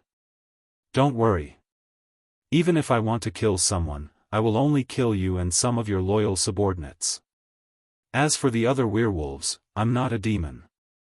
I won't kill them all. Roger said in a friendly tone.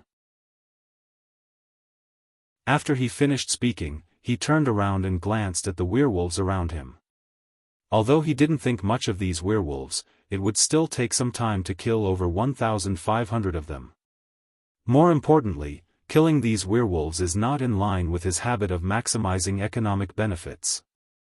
Although these werewolves are a bit irritable and wild, as long as they are trained a little, they will become a group of very good workers. So you want us werewolves to become Konoha's dogs?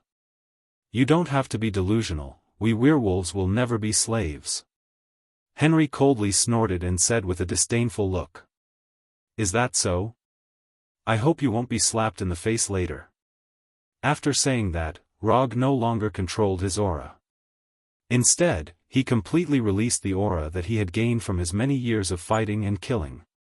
At the moment when he completely released his momentum, in the eyes of Henry and the others, he was no longer a handsome human man, but a grim reaper who is in charge of the life and death of all living things. Those who kneel down, I will spare their lives. Rog didn't look at the werewolves around him and just said in a soft tone. Although his voice wasn't loud, every werewolf in the forest heard it clearly. You don't have to. Just as Henry was about to say something, he saw the werewolves kneeling down one after another silently. In just a few seconds, there were more than 1,000 werewolves kneeling down in the forest. Do you know why you have always been no match for the vampires? The reason is very simple.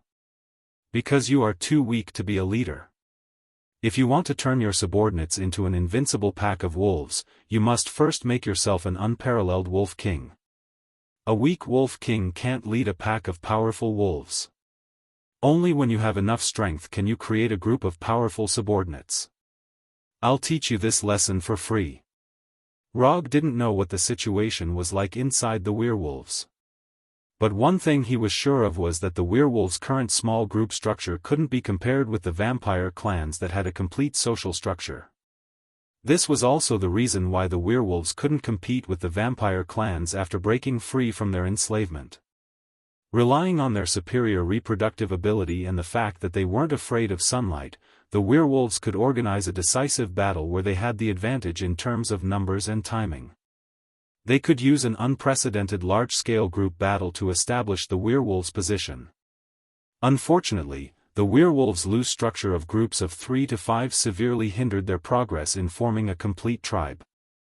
If the vampires, who used clans as their foundation, were an empire, then the werewolves, who used small groups as their foundation, were a small tribe. Of course, it was impossible for a tribe to compete with an empire's power.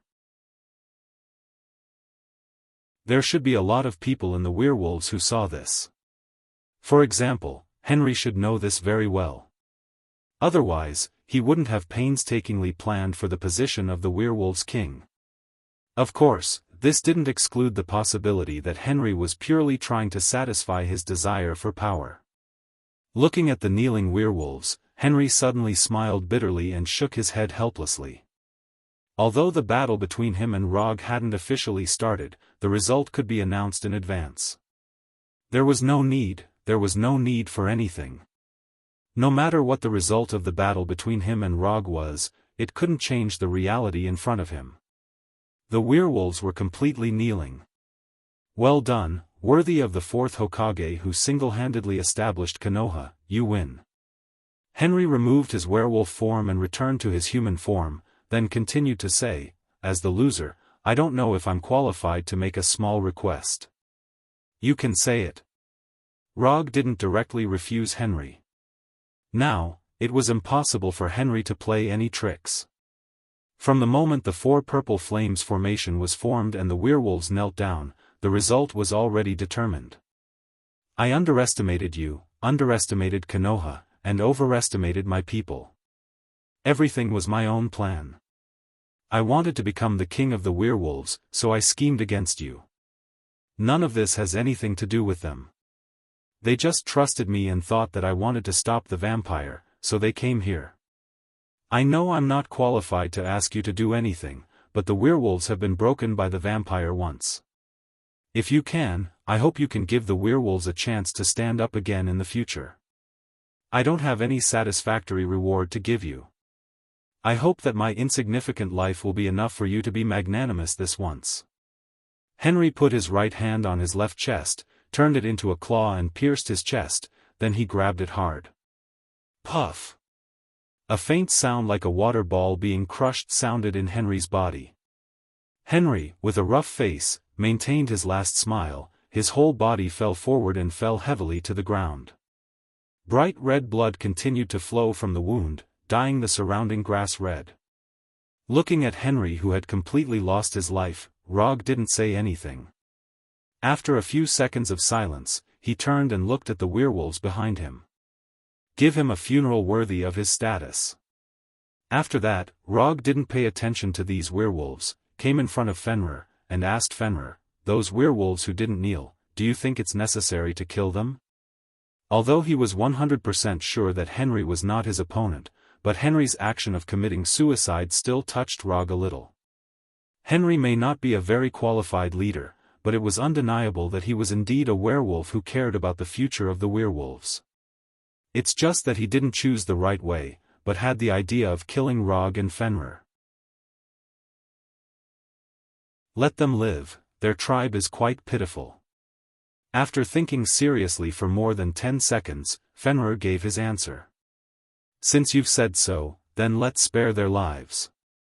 From now on, these guys are under your command. Rog immediately decided the fate of these werewolves. Are you sure you don't want to think about it again? No, they are werewolves, you are the demon wolf, you are the most suitable to lead them. Oh, all right. Fenrir wasn't surprised by Rog's arrangement. In his view, this was what Rog would do. After burying Henry, these werewolves looked up at the direction of the moon at the same time, turned into werewolves, and then howled to the sky. This slightly messy collective howling lasted for nearly half a minute before it gradually stopped. Although Henry was dead, it didn't mean that things were over. After these werewolves held the funeral for Henry, Rog sitting on Fenrir's back said again, give me the 4 vampire sacred tools. In addition, go and inform the other werewolves that from today onwards, Fenrir is the wolf king of your werewolves. I don't care where they are, let them all come over within 3 days. Those who refuse to recognize Fenrir as the wolf king will have to bear the consequences.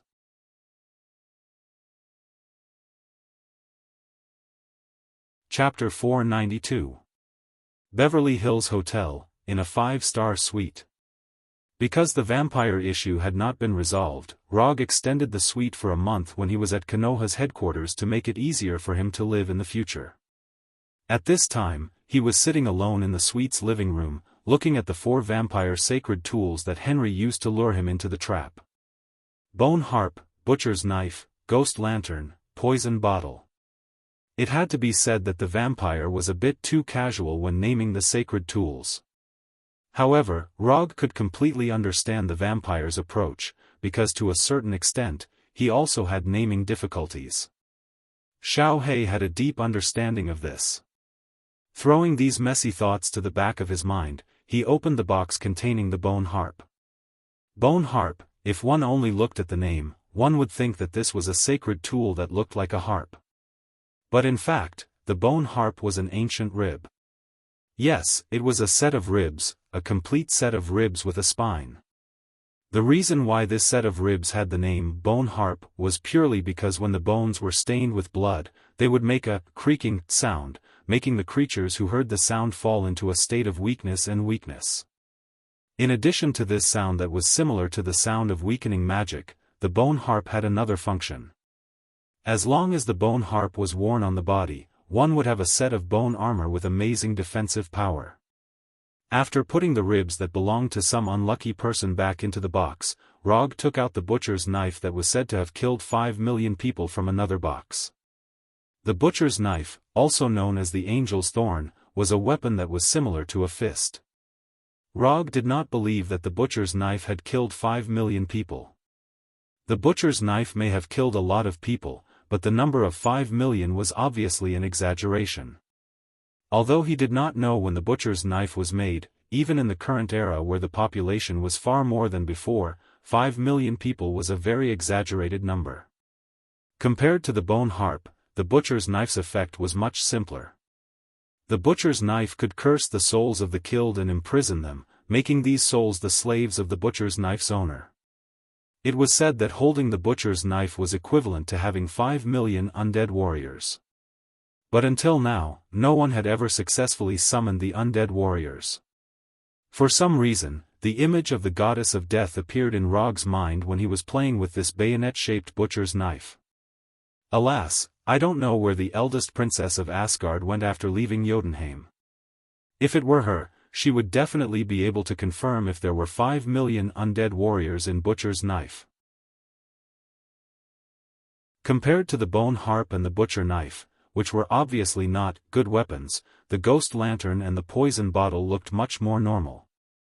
The ghost lantern looked no different from the black iron lanterns of the Middle Ages. The only difference was that the ordinary lantern had a candle, while the ghost lantern had a crystal ball that emitted a dark green light. The simple-looking ghost lantern did not have the flashy abilities of the bone zither and butcher blade. The only effect of the ghost lantern was that it could cause the target to hallucinate through its green light and control the target's actions. Among these 4 holy weapons, whether it was the bone zither and butcher knife used for direct combat or the ghost lantern used for support, none of them piqued Rog's interest. The only thing he was more interested in now was the blood race holy weapon known as the poison bottle. The poison bottle was the most simple of the 4 holy weapons. It was a round bottle with a narrow top and a wide bottom. If it were not for the golden threads that wrapped around the bottle, the poison bottle would be a glass bottle, that no one would be interested in even if it was thrown on the street. The poison bottle's appearance was very simple, but its ability was not simple at all. Dripping blood into the poison bottle would cause the blood to mutate in the poison bottle. Drinking the mutated blood would cause humans, vampires, werewolves, and other creatures to mutate and become terrifying and violent monsters. The first time he saw the picture and information of the poison bottle, Rog had already thought of the most suitable candidate for the poison bottle. Dr. Lizard. As a top expert in the field of cross-species genetics, Dr. Lizard would definitely be interested in the mutated blood in the poison bottle. After the matter with the vampires was over, he would give the poison bottle to Dr. Lizard to study for a period of time to see if he could find anything interesting. After throwing the 4 holy weapons into the psychic scroll, Rog picked up the full moon ritual that was sent along with the holy weapons. The full moon ritual was the holy book of the werewolves after the werewolves broke free from the vampires' enslavement. They referred to the vampires' holy book, the Book of Shifting. Of course, due to the cultural heritage, the contents of the full moon ritual could not be compared to the Book of Shifting. Although the full moon ritual recorded some history and black magic of the werewolves, it had basically evolved into a list of the werewolves' internal members. Every alpha werewolf would have a full moon ritual in their hands, which recorded the names of all the werewolves under their control. Speaking of alpha werewolves, it was necessary to talk about the vampires' noble titles. According to the vampires' method of dividing vampires into 5 levels by their noble titles, the werewolves had also developed their own ranking system. Alpha werewolves, beta werewolves, omega werewolves, and wolf pups under the age of 10. Alpha werewolves corresponded to vampires' dukes, and the other levels corresponded to the vampires' noble titles. However, compared to the vampires who had long formed a stable clan system, the werewolves were much more backward in terms of organizational structure. Alpha werewolves controlled all the werewolves in an area, and alpha werewolves were the leaders of the small packs. According to the number of people, an alpha werewolf would have a small pack of 4 to 10 werewolves.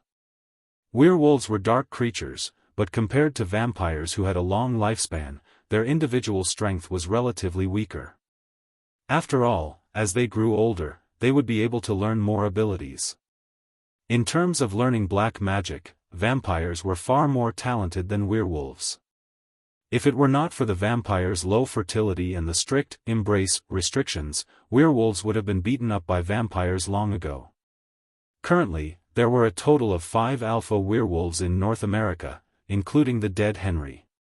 The area on the west coast of the United States was Henry's territory. In the full moon ceremony book that belonged to Henry, there were about 2,000 werewolves registered.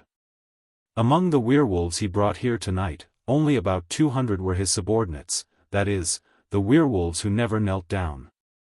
As for the rest, they were all from the other 4 alpha werewolves. Henry was openly poaching the other alpha werewolves. Wasn't he afraid of causing the dissatisfaction of the other 4 alpha werewolves? But thinking about it carefully, this was a very normal operation. Henry was thinking about how to become the king of the werewolves. Sooner or later, he would offend the other 4 alpha werewolves. Since he would offend them sooner or later, he might as well poach them earlier. He even dared to plot against Konoha, so how could he be worried about causing the dissatisfaction of the other 4 alpha werewolves? If the situation of the other 4 alpha werewolves was similar to Henry's, then the total number of werewolves should be about 10,000. 10,000 werewolves, this number was a bit small. Rog originally planned to drive all the werewolves to the planet Tatooine after this matter was over, letting them plant vegetables, trees, and flowers there. The news of Henry's suicide and Rog's plan to make Fenrir the king of the werewolves quickly spread. However, the next development of the matter was once again beyond his expectations. The day after Henry's death, the other 4 alpha werewolves rushed to the Beverly Hills Hotel where Rog lived and expressed their gratitude for his decision to make Fenrir the king of the werewolves. This development was wrong, right? Looking at the 4 alpha werewolves with happy faces, Rog actually had the illusion that he played too many games and couldn't keep up with the times. In the following conversation, he finally knew why the 4 alpha werewolves showed such a happy look as if they won the lottery. The reason was very simple: the werewolves were bullied too badly by the vampires. In the words of these alpha werewolves, their days in recent years were no different from the fugitives of the American colonial period. Although the number of vampires was not comparable to the werewolves, in terms of wealth, the vampires were several streets ahead of the werewolves. In a capitalist country like the United States, the power that the vampires could use was much more than the werewolves. In addition to guarding against the attacks of the vampires, they also had to guard against attacks from human society. For example, gangs, mercenaries, assassins, and so on were hired by the vampires. Ordinary human weapons could not cause fatal damage to the werewolves, but the problem was that the vampires not only hired these people but also provided them with silver bullets that were specifically targeted at the werewolves. Under such a double blow, these werewolves could only live a vagrant life like the gypsies. As alpha wolves, they didn't have to live like vagrants, but their subordinates weren't as happy. The 4 alpha werewolves had heard of the plan of the vampires to bring Cain and the first city back to the human world. It was not that they did not want to stop the vampires, but they were really powerless. Henry had contacted them early in the morning, but they never gave Henry a clear reply. Even when Henry took the initiative to poach them, they chose to turn a blind eye to it. Henry wanted to become the king of the werewolves, not only to satisfy his own ambitions, but also because the current werewolves really needed a bold leader. After sending the 4 alpha werewolves away, Rog suddenly understood Henry a little. The vampires had broken the werewolf's spine, and Henry was right. Just by looking at the 4 alpha werewolves, one could see how far the werewolves had fallen. How were they still F***king wolves? Even huskies were braver than them.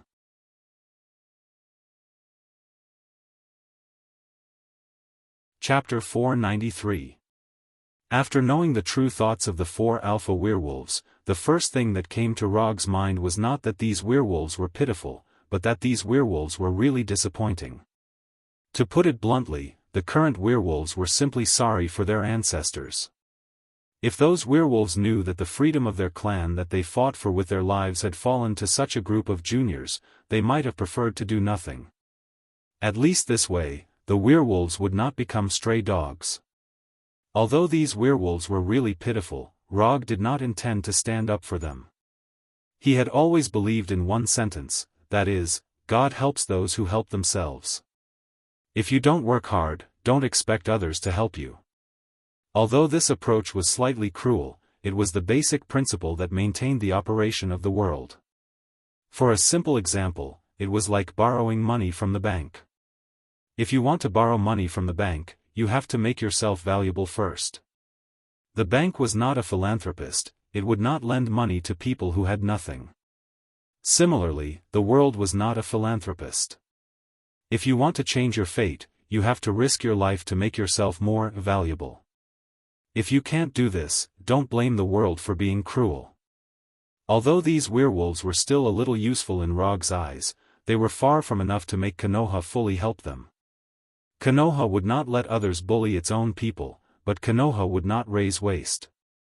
If these werewolves did not show their value, Rog would definitely let them go back to where they came from. Don't even think about eating and drinking for free in Konoha. For the time being, Rog put the problem of these werewolves to the back of his mind, and picked up the information about the Blood Clan that had just been sent by Konoha's intelligence department. According to the information, the Grand Duke of the Blood Clan, Wilhelm von Behring, had arrived in Los Angeles a few days ago. On the second day of Grand Duke Wilhelm's arrival in Los Angeles, the vampire hunters in the Los Angeles area were crazily attacked by vampires. The Bat Must Die bar he had been to before had now become a veritable, broken bar. In addition to retaliating against the vampire hunters, these vampires were also collecting information about Minato. He didn't know if these vampires had discovered something, or if they were afraid of Minato's strength. Until today, Rog had not been attacked by any vampires. It wasn't a secret that he was staying at the Beverly Hills Hotel. With the abilities of the Blood Clan, it wouldn't be difficult for them to find out. Just as he was considering whether he should take the initiative to meet these vampires, the doorbell suddenly rang. After opening the door of the room, he saw a young man in a hotel employee uniform. "Hello, Mr. Minato. This is your invitation card." Rog didn't make things difficult for the hotel employee who was obviously under the influence of a control spell. Instead, he took the invitation. Note 1, got it. After closing the door, he opened the gold-plated invitation. The content of the invitation was very simple. It was to invite him to the top-notch Japanese restaurant, Urasawa, for dinner at 8:00 tonight. Note 2, the name on the letter was Duke William von Behring of the Brooke family. He didn't come directly to his door, but invited him to dinner. Duke William's approach made Rog a little surprised. However, he didn't care too much about this. It was always better to be polite than to be polite. And he didn't know if it was his own illusion, but he always felt that Duke William asked him to meet at the top-notch Japanese restaurant, Urasawa, seemed to be hinting at something. When it comes to Japanese food, the first thing that comes to mind is Japan. And ninja is an ancient profession from Japan. At 8:00 in the evening, Rog, who rarely changed into formal clothes, took Henry's Bentley SUV and arrived at the Japanese restaurant, Urasawa. The driver who drove for him was also Henry's driver, a young alpha werewolf named Bran. On the way to the restaurant, the young werewolf named Bran didn't say a word, but occasionally looked at Rog in the back through the rear-view mirror. Although Bran controlled his emotions quite well, Rog could see at a glance that the young werewolf couldn't wait to eat him alive. But he didn't care about Bran's killing intent at all. A young werewolf who hadn't experienced the beating of society and only had simple and loyal thoughts in his mind. When he got out of the car, Rog tidied up the collar of his suit and gave the young werewolf named Bran a little advice. Don't do anything stupid. Your lives were exchanged by Henry's own life. Don't let his final sacrifice go to waste. After saying that, Rog ignored Bran, who had a complicated expression, and got out of the car to head to the restaurant. Bran was one of the werewolves who didn't kneel that night, and he was also Henry's most promising junior. If Henry's plan went smoothly, Bran would be the one to take over his position as Alpha Werewolf King. Unfortunately, Henry was destined to live to see this day. Urasawa Restaurant was known as the best Japanese restaurant on the West Coast. It was regarded as the West Coast version of New York's top Japanese restaurant, Masa. Urasawa Restaurant's head chef, Iro Urasawa, was once a student of Masa Restaurant's owner and head chef, the famous Japanese chef, Masa Tamiyax. Urasawa was very famous, and the level of Japanese food was very high, but the restaurant was small, with only 10 chairs, and only 10 customers could be served at most in a night. Tonight, Urasawa Restaurant, which had always been difficult to find, only had 2 customers. After entering this authentic Japanese restaurant, the first thing Rog saw was Grand Duke William sitting in a chair at the bar. He was wearing an expensive and elegant classical suit, and meticulously combed long black hair. If it weren't for the unusual blood-red color of his eyes, Grand Duke William would have looked like a European noble template in a girl's fantasy.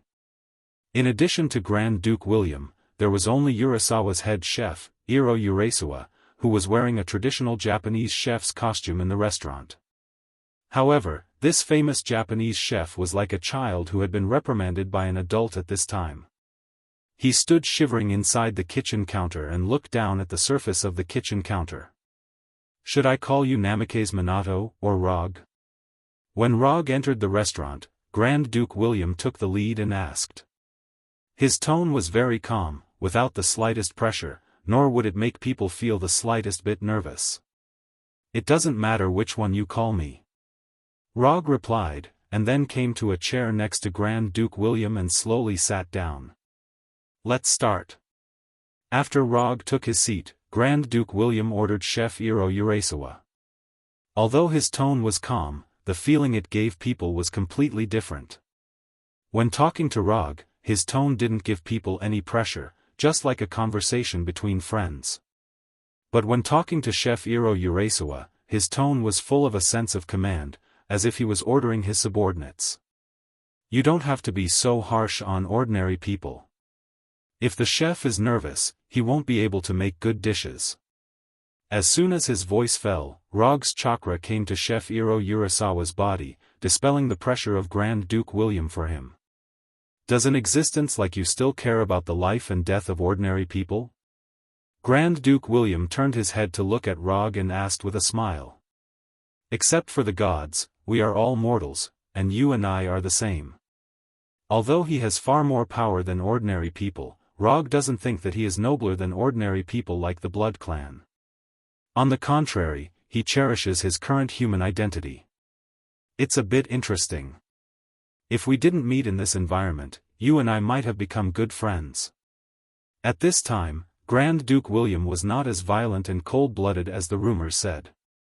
If he didn't know that Grand Duke William was from the Brooke clan, which was the most suitable for fighting among the Blood clan, Rog would have the illusion that he was a kind aristocrat. Maybe. Rog took a sip of the sake in the glass and said slowly. "You took over the Wolf clan, and killed Jacob and the others. I can directly make the decision to write it off. What we are going to do is not against Konoha, and we don't need to let things develop into something more serious." Although Grand Duke William has not fought with Rog, he knows that even if he went all out, he may not be a match for Rog. The strength of a Blood Clan Duke is indeed very strong, but Rog is not weak either. "In fact, I am not particularly interested in what you are going to do. Even if you really release Cain from the place of seal, it is not up to me. It's just that you have something in your hands that I want, so you should understand what I mean. Whether or not Cain can return to the human world is, in a strict sense, not within the scope of Konoha's handling. There were already enough hidden big shots on Earth. One more vampire ancestor was not a big deal. It's just that he is now interested in the 13 sacred tools of the Blood Clan, so he made a small move against the Blood Clan. We can't give you the sacred object. This is related to the dignity of the Blood Clan. Even the true identity of Rog has been investigated, so it is impossible for Grand Duke William not to know what he wants. However, as he said, this is related to the dignity of the Blood Clan, and it is not an existence that can be traded. If someone suddenly tells me that they want what I have, I will not be willing to give it to them. It is human nature, and it is understandable. Well, let's make a deal. For what you are going to do next, Konoha can pretend that they don't know anything. In return, I want 4 sacred tools. Rog made his suggestion to Grand Duke William. The Blood Clan does have 8 sacred tools in their hands, but it is not an easy thing to obtain these 8 sacred tools.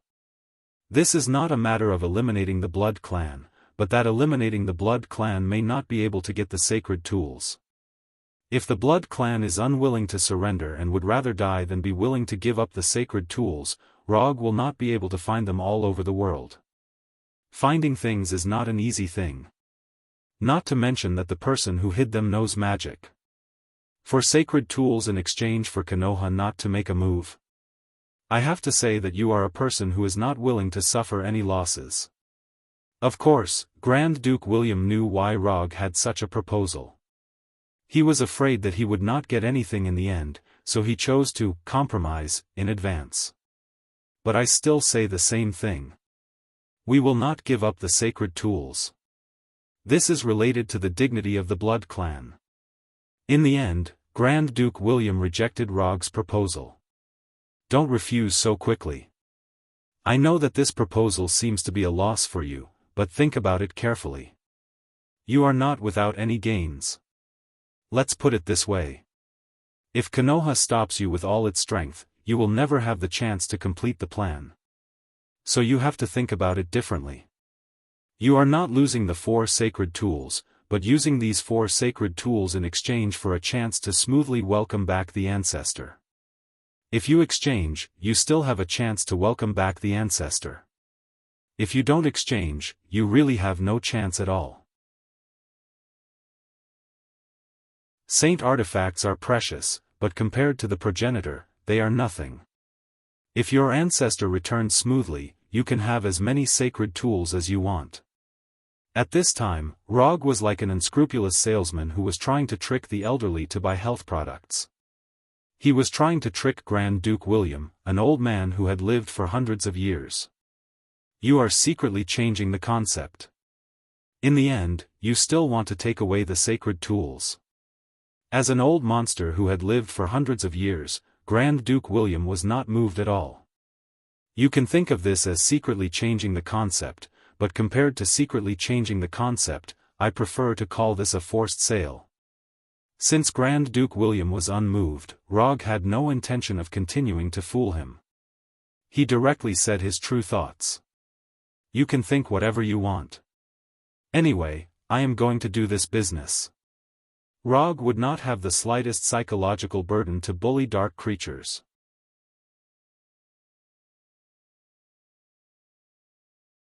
Chapter 494. Konoha's tyranny really lives up to its reputation. Grand Duke William turned his head to look at Rog, who was not even a fraction of his age, with a faint smile on his face. This is also something that can't be helped.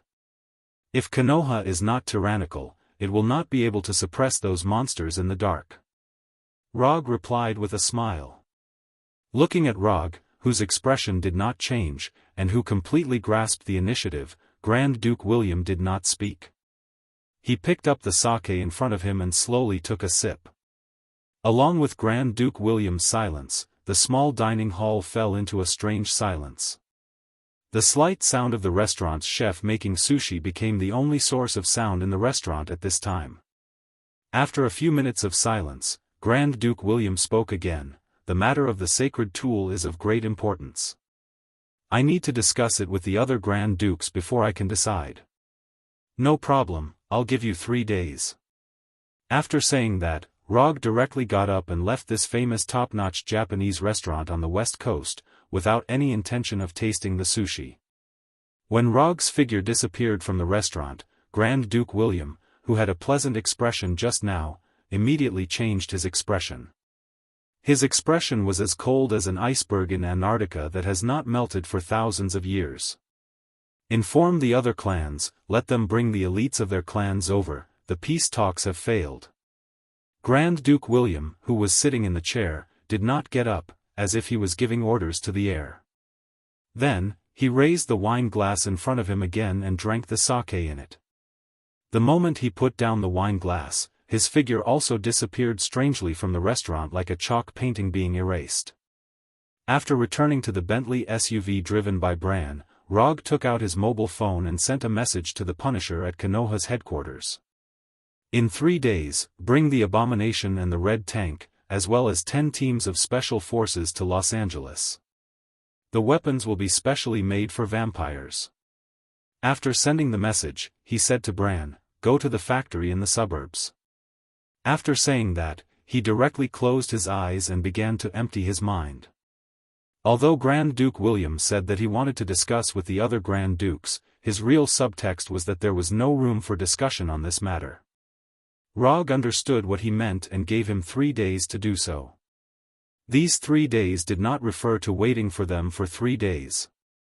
Instead, it referred to using their fists to do the talking after 3 days. 3 days later, Konoha and the Wolf Clan won, and the Blood Clan handed over the sacred weapon. Similarly, if the Blood Race wins, Konoha and the Wolves won't interfere with the Blood Race's plan. This was a plan that was not explicitly stated, but both sides agreed to. After driving for about 20 minutes, Bran arrived at an abandoned suburban factory. Because Fenrir was not suitable to appear in the city, Rog let him stay in the suburbs and gave him the task of reorganizing the werewolves. Although Fenrir was only a magic wolf, he was born in Asgard and accompanied the goddess of death on her expedition to the 9 realms. Fenrir definitely couldn't handle government affairs. However, it was not difficult for him to reorganize the Wolf Clan into an army. Although only 2 days had passed, these werewolves initially had the appearance of an army under the training of Fenrir's fangs and claws. After entering the factory that had been abandoned for many years, Rog saw the 4 alpha wolf kings that he had just seen this morning near Fenrir. "I have reached an agreement with the Duke of the Brook clan. After 3 days, there will be a decisive battle between the Wolf Clan and the Blood Clan. Of course, some people from Konoha will also participate in the battle, but the main ones will be your Wolf Clan and the Blood Clan. Don't you Wolf Clan want to rise? Now the opportunity is here. As long as you can defeat the Blood Clan this time, you can join Konoha and completely get rid of the Blood Clan's pursuit. This time, I want all your Alpha Wolf Clan to participate in the battle. I don't care where these Alpha Wolf Clan are. After 3 days, I want to see them here. As for these Beta Wolf Clan and Omega Wolf Clan, they can leave now." Rog said his request directly. This was also a small test for the Wolf Clan. If the Wolf Clan can't complete this test with the help of Konoha, then there are only 2 paths in front of them. One is to be chased to death by the Blood Clan, and the other is to be thrown to the Tatooine planet as a laborer. Rog-sama, isn't this a bit too risky? All the Alpha Wolf Clan will participate in the battle. If the losses are heavy, our Wolf Clan will really have no resistance. After Rog finished speaking, an Alpha Wolf King named Michael came in front of him and said. This Alpha Wolf King named Michael is the oldest of all the Alpha Wolf Kings and the most timid one. During the day in the hotel, Rog confirmed this. I may not have told you very clearly during the day, but I will tell you again. Whether you want to get the protection of Konoha or become a part of Konoha, what you have to do is to obediently listen to my instructions and not question my decisions, understand? Rog glanced at Michael and said with a blank expression. That's true, but in case, Michael still wanted to explain something, but before he could speak, he saw a silver-white arc across in front of him. In the next second, his vision turned upside down. He saw the upside-down night sky and earth, saw Rog and Fenrir spinning, and saw his own body without a head. Lightning release, Thunderbolt sword draw. Rog didn't intend to continue listening to Michael's nonsense and directly ended his life with Thunderbolt sword draw. It wasn't until Michael's head rolled a few times on the ground that Rog removed the Thunderbolt sword in his right hand. Now, does anyone have any questions? Rog didn't look at the dead Michael and looked at the remaining 3 Alpha Wolf Kings. No. None at all. We will definitely support Rog-sama's decision. Looking at the 3 alpha wolf kings who were obedient like pet dogs, Rog sighed helplessly. Bran, from now on, Henry and Michael's position as alpha wolf belongs to you. Bran was chosen by Henry and personally guided by him, which meant that Bran was definitely outstanding. Although Rog hadn't discovered Bran's strengths yet, he didn't mind giving this little guy a chance in advance. 3 days passed in the blink of an eye. After Fenrir's training, the 1,000 over alpha wolf kings that appeared in front of Rog finally had the aura of an elite warrior. In the hierarchy of the wolf clan, the alpha wolf kings were an existence that corresponded to the vampire marquis. But in reality, the strength of these alpha wolf kings was far from being comparable to the vampire marquis, and they were even inferior to the vampire earl. The vampire clan had strict criteria for the vampire marquis. Vampires that weren't strong enough couldn't be promoted to the marquis until they died. The wolf clan was much more casual. As long as they had a small group of 4 or 5 people that belonged to them, they could be called alpha wolf kings. The alpha wolf kings that were judged by this criteria were naturally far from being comparable to the vampire marquis. At present, there were only 8 clans left in the vampire clan, and there were only 8 Grand Dukes. As a marquis that was second only to the Grand Duke, there would be no more than 50 of them. This was still an ideal situation. If the vampire clan's criteria for promotion were more stringent, the marquis of the 8 clans may not even add up to 30 people. You are being chased by the vampire clan. I don't need to tell you how embarrassed you are. You like to be a stray dog, that's your own business, but Konoha never raises trash. If you want Konoha to protect you, you have to show the value of Konoha's protection. The opportunity is now in front of you. Whether you can seize the opportunity or not, it depends on you. Before departure, Rog made a pre-war mobilization to these wolf kings that had nothing to do with hot-bloodedness. Then, he didn't care about what these alpha wolf kings would think. He jumped directly on Fenrir's back and rode Fenrir out of the abandoned factory. Behind Fenrir were the Punisher, Abomination, and Red Tank. Behind them were fully armed 60 members of Konoha's special forces. Bran, who had just become the Alpha Wolf King for a few days, glanced at the murderous Konoha special forces and turned to look at the Alpha Wolf behind him. It wasn't until now that Bran finally understood why Konoha, with few combatants, could make many unruly underground organizations obediently abide by Konoha's rules. Obviously, they were just a group of humans, but they had a fiercer momentum than the Wolf Kings. What shocked Bran even more was the fearless posture shown by every Konoha Special Forces member. Although the opponent they were going to face next was the famous vampire in the Dark World, Bran didn't see the slightest fear in these Special Forces members. It felt like the enemy they were going to face next was not a vampire, but a group of street punks. Compared to the alpha werewolf behind him, Bran finally understood what Henry had been saying all the time. The backbone of the wolf clan was broken by the vampire. Glancing at the 3 wolf kings around him and the alpha wolf behind him with a heavy heart, Bran didn't say anything and silently followed behind the Special Forces members. When Bran followed the Special Forces member without saying a word, the other 3 wolf kings looked at each other and followed as well.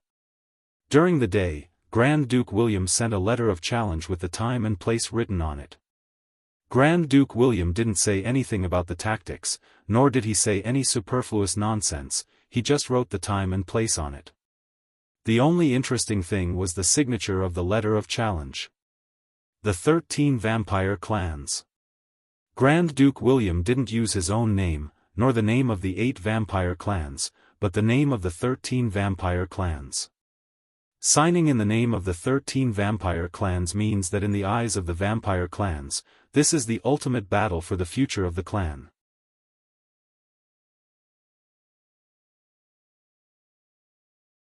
Chapter 495. There was a crescent moon, a gentle breeze, and everything was quiet. Before the appointed time, Rog, who was riding on Fenrir's back, brought the werewolves to the appointed location. After looking up at the night sky, he set his eyes on Grand Duke William and the others in the distance. Similar to the werewolves, there were not many vampires who came this time. There were only a little over 1,000 of them. Although not many blood breeds had come this time, the blood breeds that were present were all elites of the blood breeds without exception. There were more than 200 of them whose life force was not weaker than vampire Count Jacob and Alexander. However, at this time, only a few people, including Grand Duke William, attracted Rog's attention. Through Chakra's perception, he confirmed the identities of the 7 people beside Grand Duke William. Vampire Dukes. To be precise, they were the dukes of the other 7 clans. There were 8 vampire dukes and more than 1,000 vampire elites. Now, those who appeared in front of Rog and the werewolves were not the peak combat power of the vampires, but they were not far from it.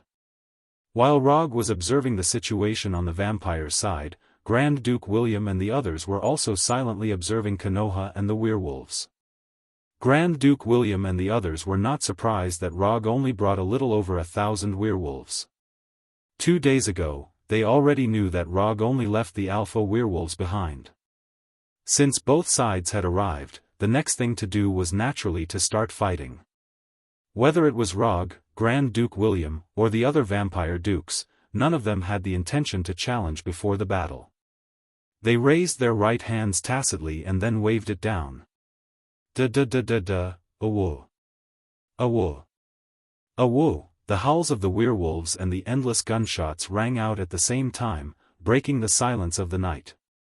The vampires who used firearms and weapons pulled the trigger almost at the same time as Konoha's special forces. The ultraviolet bullets aimed at the vampires and the silver bullets aimed at the werewolves suddenly flew toward each other like rain.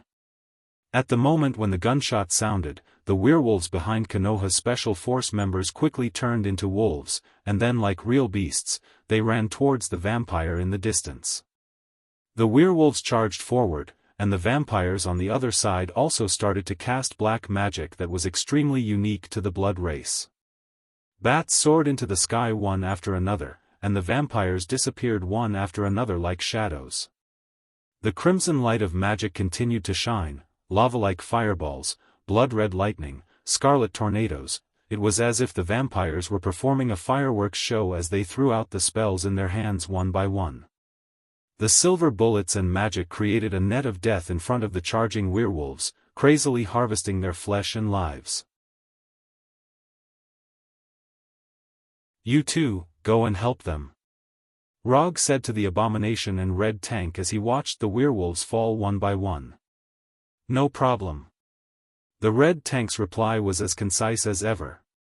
As for the abomination's reply, it was becoming more and more Shinobi. "My fists are thirsty for blood." The abomination and the red tank rushed out like 2 heavy trucks out of control, and rushed straight to the vampire's position.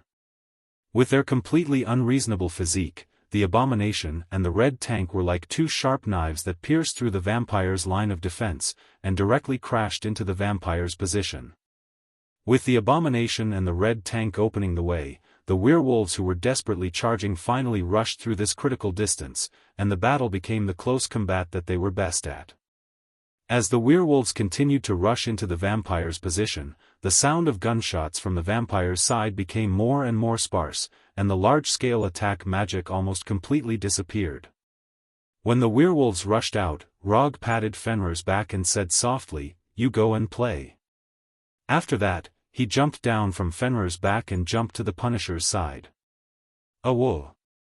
After a long howl to the sky, Fenrir, with his amazing body size, rushed toward the vampires on the opposite side. However, before he rushed into the vampire's position, he was stopped by a dozen vampires. Blood Race Marquis. The vampires who came to stop Fenrir were all Marquis. After joining Konoha, Fenrir didn't participate in any battle, and he didn't even show up much. But even so, the vampires still didn't dare to underestimate Fenrir. The werewolves and vampires fought in full swing, and they didn't stop until they died. The highest combat power on both sides, at this time, chose to watch the battle instead of participating in it. Rog didn't make a move, nor did Grand Duke William and the other 8 dukes. They were like chess players, quietly watching the chess pieces kill each other. You command the special forces, let them provide long-range support, don't go up and fight the vampires. After watching the battle for more than 10 minutes, Rog turned to the Punisher and said, "No problem, I will never let any of the special forces die here." After hearing the Punisher's answer, Rog, wearing black casual clothes, walked toward the werewolves and vampires. At the moment he stepped out, Grand Duke William and others also moved. The plan of the vampires was simple. The 8 dukes were responsible for holding back Rog, while Fenrir, Red Abomination, Tank, and the alpha werewolves were dealt with by the Marquis. As for the other werewolves, the Count led the other elites to deal with them. Although the fertility of the vampires was far less than that of the werewolves, their individual strength was far stronger than the werewolves. As long as the 8 dukes could hold back Rog, the victory would only belong to the vampires. There was no problem with the arrangement of the vampires. If Rog was on the side of the vampires, he would make a similar arrangement. However, a plan was just a plan. The comparison of strength on the surface couldn't determine the real victory or defeat. If you want to know what the final result is, you will know after the battle. Rog hadn't gone far when Grand Duke William and others came in front of him and stopped him. "The battle over there is not suitable for an existence like you." Grand Duke William looked at Rog and said in a calm tone. "In gaming terms, there is a term called exploding fish. It means that high-level gamers maliciously bully low-level gamers. In the past, I also hated these exploding fish players. But later on, I understood a principle. That is, in esports, being weak is the original sin." As soon as he finished speaking, Rog's figure disappeared in front of Grand Duke William and the others. Lightning body blink. Lightning sword slash. A silver-white arc instantly appeared in front of Grand Duke William. Grand Duke William didn't expect Rog to attack just like that. What surprised him even more was that Rog's speed was faster than he had imagined. Vampires were dark creatures with high agility and speed. However, compared to Rog, their speed talent was not worth mentioning. Even Grand Duke William, who was a duke, couldn't completely react. The katana, which was completely formed by lightning, slashed across Grand Duke William's neck as easily as cutting through a ripe watermelon. However, no blood splattered from the neck that was slashed by the lightning sword, nor was there a head that flew high into the air. There was only a group of black bats that were fluttering chaotically. Bat incarnation. The moment the lightning sword was about to slash him, Grand Duke William instantly transformed into hundreds of bats and dodged Rog's lightning sword. Rog wasn't surprised that Grand Duke William was able to dodge his lightning sword slash. If the blood race's dukes were so easily beheaded, the blood race would have long gone extinct in the long river of history. The moment Grand Duke William used his bat incarnation to dodge Rog's attack, the other 7 blood race dukes didn't stay idle and attacked Rog. Scarlet Whip. Blood Blade. Death Claw. It was unknown whether it was because of tacit understanding or because they had discussed beforehand, but the 7 blood race dukes didn't engage in close combat with Rog. Instead, they cast magic at the same time. The casting speed of these 7 blood race dukes couldn't be considered slow, but Rog's casting speed wasn't slow either. Wood release, wooden spindle wall. Clang clang clang, a curved circular wall instantly appeared and completely enveloped Rog, who was wielding the lightning sword, while blocking the magic attacks of the 7 blood race dukes. Although the wooden wall was a circular arch made of wood, in terms of defensive power, the wooden spindle wall's defensive power was not inferior to ordinary steel. While casting the wooden spindle wall to block the magic attacks of the 7 blood race dukes, Rog removed the lightning sword in his right hand and used the wind release ninjutsu that he rarely used. Wind release, tornado hurricane. What had been a gentle breeze suddenly turned into a gigantic tornado. Like a natural disaster, it engulfed the 7 vampire dukes who had just cast their spells. The gigantic tornado struck the 7 vampire dukes in the blink of an eye, sweeping them into the sky and twisting their bodies wildly. If other vampires were hit by the tornado, they would definitely be twisted into fried dough twists even if they didn't die. However, as one of the top existences in the blood race, the means of the blood race dukes were far from what other vampires could compare to. In the midst of the howling tornado, it was unrealistic to transform into a bat because no bat could escape from such a tornado. Shadow leap. Moonlight flash. Moonlight transformation. It had to be admitted that the blood race was several streets ahead of the werewolves in terms of magic talent and magic inheritance. Magic that was incomparably difficult for others was a piece of cake for the blood race dukes. Relying on different flash magic and evasion magic, the 7 blood race dukes all got rid of the tornado's attack. However, this was far from the end. As soon as the 7 blood race dukes got rid of the tornado, they saw Rog suddenly appear on the wooden spindle wall. Wind release, vacuum chain wave. Before they could react, dozens of sickle weasel-like transparent wind blades came in front of them. The blood race dukes were indeed good at magic, but Rog was also proficient in ninjutsu.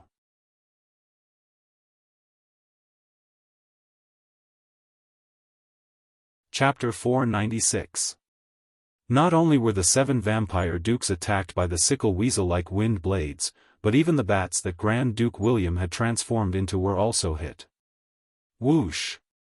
Sharp cutting sounds rang out one after another. Shredded clothes and broken limbs flew up in a disorderly manner. Although these vampire dukes had speed and reaction that were far beyond that of ordinary people, none of them noticed that Rog's white eyes had turned into a blood-red color that was very similar to theirs. 3 Tomo Sharingan. When wind release, tornado hit these vampire dukes, Rog opened his Sharingan. With the Sharingan's unparalleled dynamic vision and rich experience honed over many years of combat, Rog accurately predicted the landing spot of these vampire dukes and used wind release, vacuum renbua in advance. Whether it was tornado or vacuum renbua, they were not particularly powerful wind release ninjutsu. But as long as they were used properly, even the most basic ninjutsu could produce an effect beyond imagination. After the end of vacuum renbua, Rog did not continue to use ninjutsu. Instead, he stood calmly on the arch of the wooden spindle wall and looked at these vampire dukes with a smile. Although the sickle weasel-like wind blades did not cause fatal damage to them, they seriously destroyed their image. The damage was not high, but it was extremely insulting. In addition to Grand Duke William, the other 7 vampire dukes had similar thoughts. Their clothes were messy, and their hair was messy. Coupled with the wounds that had not been completely healed and the blood stained on their bodies, these vampire dukes were as embarrassed as they could be. Looking at their current image, rather than the legendary noble vampires, it was better to say that they were special lovers who had just experienced a forbidden party. Although their image was a bit embarrassing, these vampire dukes were old monsters who had lived for who knows how many years. They quickly adjusted their state of mind and recovered from their injuries. As for the damaged clothes, they could do nothing about it. After all, not everyone could repair their clothes directly with energy like Gila. The warm-up is over, it's time to start the real show. Rog ignored the cold eyes of the vampire dukes and jumped down from the wooden spindle wall, summoning the Kusanagi sword. Don't blame me for not reminding you. If you get injured, it's not something that can be recovered by consuming some energy. As soon as his voice fell, Rog summoned the orange-red hellfire and let it wrap around the Kusanagi sword. The moment the hellfire appeared, the countenances of Grand Duke William and the others turned extremely grim. As dark creatures, not only were they familiar with hellfire, but they were also very familiar with it. Although Johnny was the only Ghost Rider still alive, there had been more than one in the past. It is said that after the flood, God discovered that the sinful nature of man had not changed. However, he had promised that he would no longer use cruel means like the Great Flood to punish humans. Therefore, he developed and created the second batch of spirits of vengeance, which were called living weapons. He let the spirits of vengeance supervise the evil nature of humans. The spirit of vengeance descended from heaven in the form of a rain of fire and fused with the soul of its human host. In the end, it evolved into a ghost rider and shouldered the responsibility of cleansing the sins of the mortal world. Although Johnny also had the spirit of vengeance, he was a special kind of ghost rider. Because in his body, there was still the power of the elemental demon Lord Zartanos. Note 1, Ghost Riders were knights who cleansed the sins of the mortal world, but this didn't mean that they would only attack humans. Compared to humans, dark creatures like vampires and werewolves were more to the Ghost Riders' liking. Therefore, in the past few thousand years, the vampires had been harassed by Ghost Riders. But later on, for some unknown reason, the Ghost Riders disappeared one after another, and the vampires finally escaped the fate of being hunted down by the Ghost Riders. Although the Ghost Riders had disappeared, the deep memories left behind by Hellfire wouldn't disappear just like that. Lightning Body Blink. Rog wasn't interested in explaining Hellfire to Grand Duke William and the others, and once again used Lightning Body Blink. Although he had also disappeared, this time, Grand Duke William and the others were finally able to see Rog's route clearly. The Hellfire wrapped around the Kusanagi sword was like a guiding line, leaving behind an orange-red arc in the air. Of course, Rog knew that Hellfire would leave traces in the air, but he didn't take it to heart at all. Because seeing it didn't mean that he could block it. It was like seeing an afterimage left behind by an enemy who was too fast. Although he could see the afterimage, he couldn't keep up with the enemy's speed. After appearing in front of a vampire duke as if he had teleported, Rog didn't hesitate and directly swung the Kusanagi sword in his hand. Facing the Kusanagi sword wrapped in hellfire, the vampire duke didn't dare to be careless and hurriedly retreated. In the past, the vampires who had died tragically under hellfire had used their lives to leave behind an incomparably valuable advice for the vampires. That was, there was no need to try to use blood magic to resist hellfire. Whether it was an energy shield like the blood shield or a physical defense like the earth wall, it was impossible to block hellfire's attack. This had nothing to do with whether energy or physical matter could block hellfire. It was purely because hellfire restrained the vampire's blood power. In front of hellfire, blood power was like butter thrown into a pot of oil. It melted on a whim and didn't give any face at all. The vampire Duke Rog chose first wasn't the weakest among the 8 dukes, but he wasn't the strongest either. What was more troublesome was that he wasn't the fastest. In front of Rog, who had used Lightning Body Blink, the vampire's pride in speed was like that of an ordinary human. Chi. The vampire Duke, who had just recovered his right arm, didn't even take a few steps back before Rog's Kusanagi sword slashed across his neck like the Grim Reaper's scythe. As the top fighting force of the vampires, Duke-level vampires would never be burned to ashes again. Even if they were hit in the heart by an ultraviolet bullet or directly exposed to the sun, they wouldn't be reduced to ashes. However, at this moment, the vampire Duke whose head had been chopped off by Logue's sword quickly burned into a pile of black ashes, just like the lowest level of vampires. With a fatal attack and the burning effect of hellfire, Rog let the vampire Duke die in the same miserable way as a low-level vampire. First one.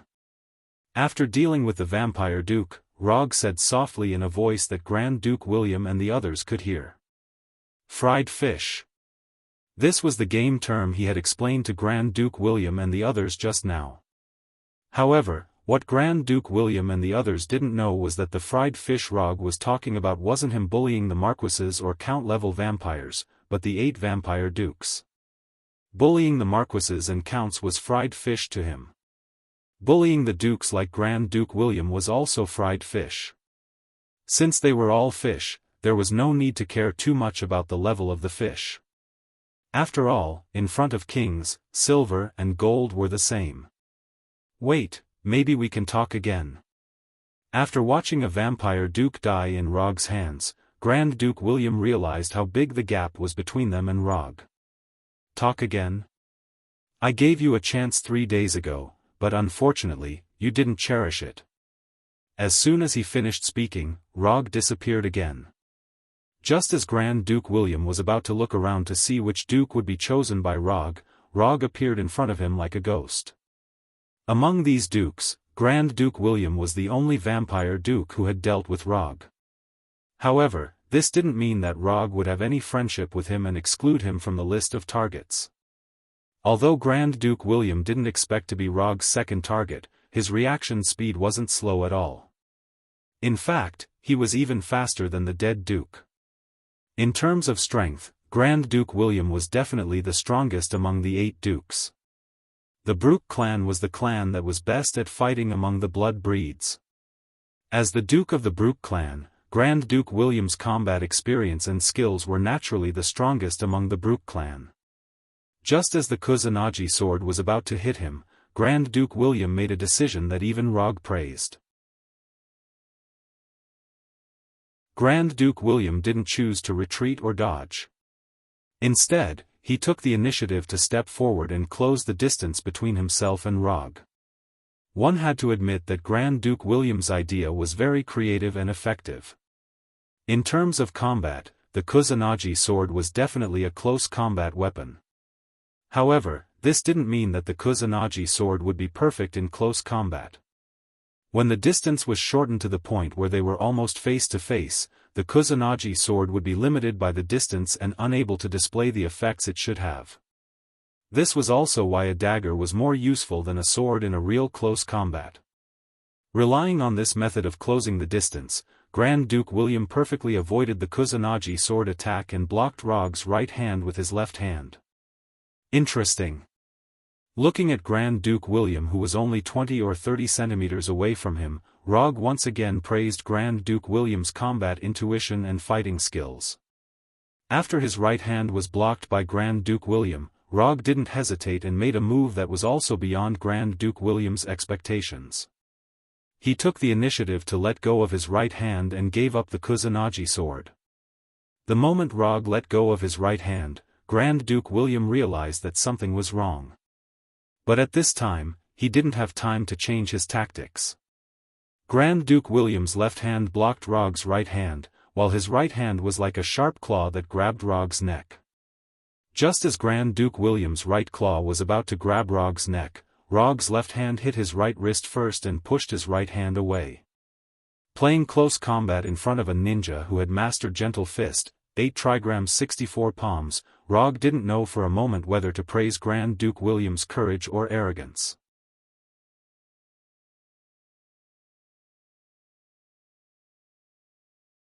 Chapter 497. If Rog were Grand Duke William, he would definitely not choose to continue attacking at this time. Instead, he would seize the rare opportunity to cast magic or directly retreat with speed. In a battle, one must always be cautious to avoid suddenly losing one's life. In the face of an opponent who was extremely good at close combat and whose trump cards were unknown, close combat sometimes not only did not bring about an advantage, but it could also easily become the key to a complete defeat. Thoughts flashed through his mind, but Rog's hand movements did not slow down in the slightest. Byakugan, open. Under Grand Duke William's gaze, Rog's Sharingan disappeared and was replaced by the Byakugan, which had blue veins popping out beside his eyes. Soft Fist Technique, 8 trigrams 64 palms. Before Grand Duke William could fully react, Rog's left hand turned into a fist and hit a key acupoint on his chest. Of course, it was impossible for a vampire to have the chakra meridian system, and there were no so-called acupoints. The key acupoint that Rog had hit was actually an important energy node on Grand Duke William's body. However, in order to be more in line with the style of Soft Fist, he called all these energy nodes on the enemy's body acupoints. When the first palm of the 8 trigrams 64 palms hit Grand Duke William, the initiative of the battle completely fell into Rog's hands. Compared with other physical arts, the 8 trigrams 64 palms was a set of slightly cumbersome fist techniques, and the time to perform it was also longer. If it were other physical arts moves, this kind of continuous attack time of 2 or 3 seconds would be easy for the opponent to seize the opportunity to counterattack. The time to perform the 8 trigrams 64 palms was indeed a little longer than other physical arts moves, but this did not mean that it was easy to interrupt. If the 8 trigrams 64 palms were so easy to break, it would not have become the secret technique of the Hyuga clan. As long as the enemy could always be controlled in the rhythm of their attacks, it did not matter if the time to perform it was a little longer. In Rog's vision at this time, he and Grand Duke William were in an illusory 8 trigrams array, an 8 trigrams array that belonged to the 8 trigrams 64 palms. 16 palms. In the next second after hitting Grand Duke William's first palm, Rog's hand struck out 15 palms consecutively at a speed that surpassed the limits of what one could capture with their eyes, completing the first stage of the 64 8 trigrams palms. The first stage of the 16 palms did not focus on actual destructive power. As the opening move of a combo, the first 16 palms were mainly used to further restrict and deprive the opponent of the ability to resist. After the 16 critical acupoints were sealed, Grand Duke William discovered that the power of blood that he could control as easily as his own arm had suddenly become boundlessly sticky, like a ball of sticky paste. Almost at the same time that he noticed the abnormality in the power of blood, Rog struck out the next 32 palms. At this moment, not only did Grand Duke William sense the abnormality in his blood power, but he also sensed the abnormality in his body. At this moment, he was like a marionette who had completely lost the right to move his body freely. Before he could figure out what was going on, Rog had completed all 64 palms of the 8 trigrams. It was as if the power of his blood had been sealed. Intense pain spread from his body as he lost control of his body. Grand Duke William had planned to rely on close combat to obtain victory, but the development of the situation had completely gone against his plan.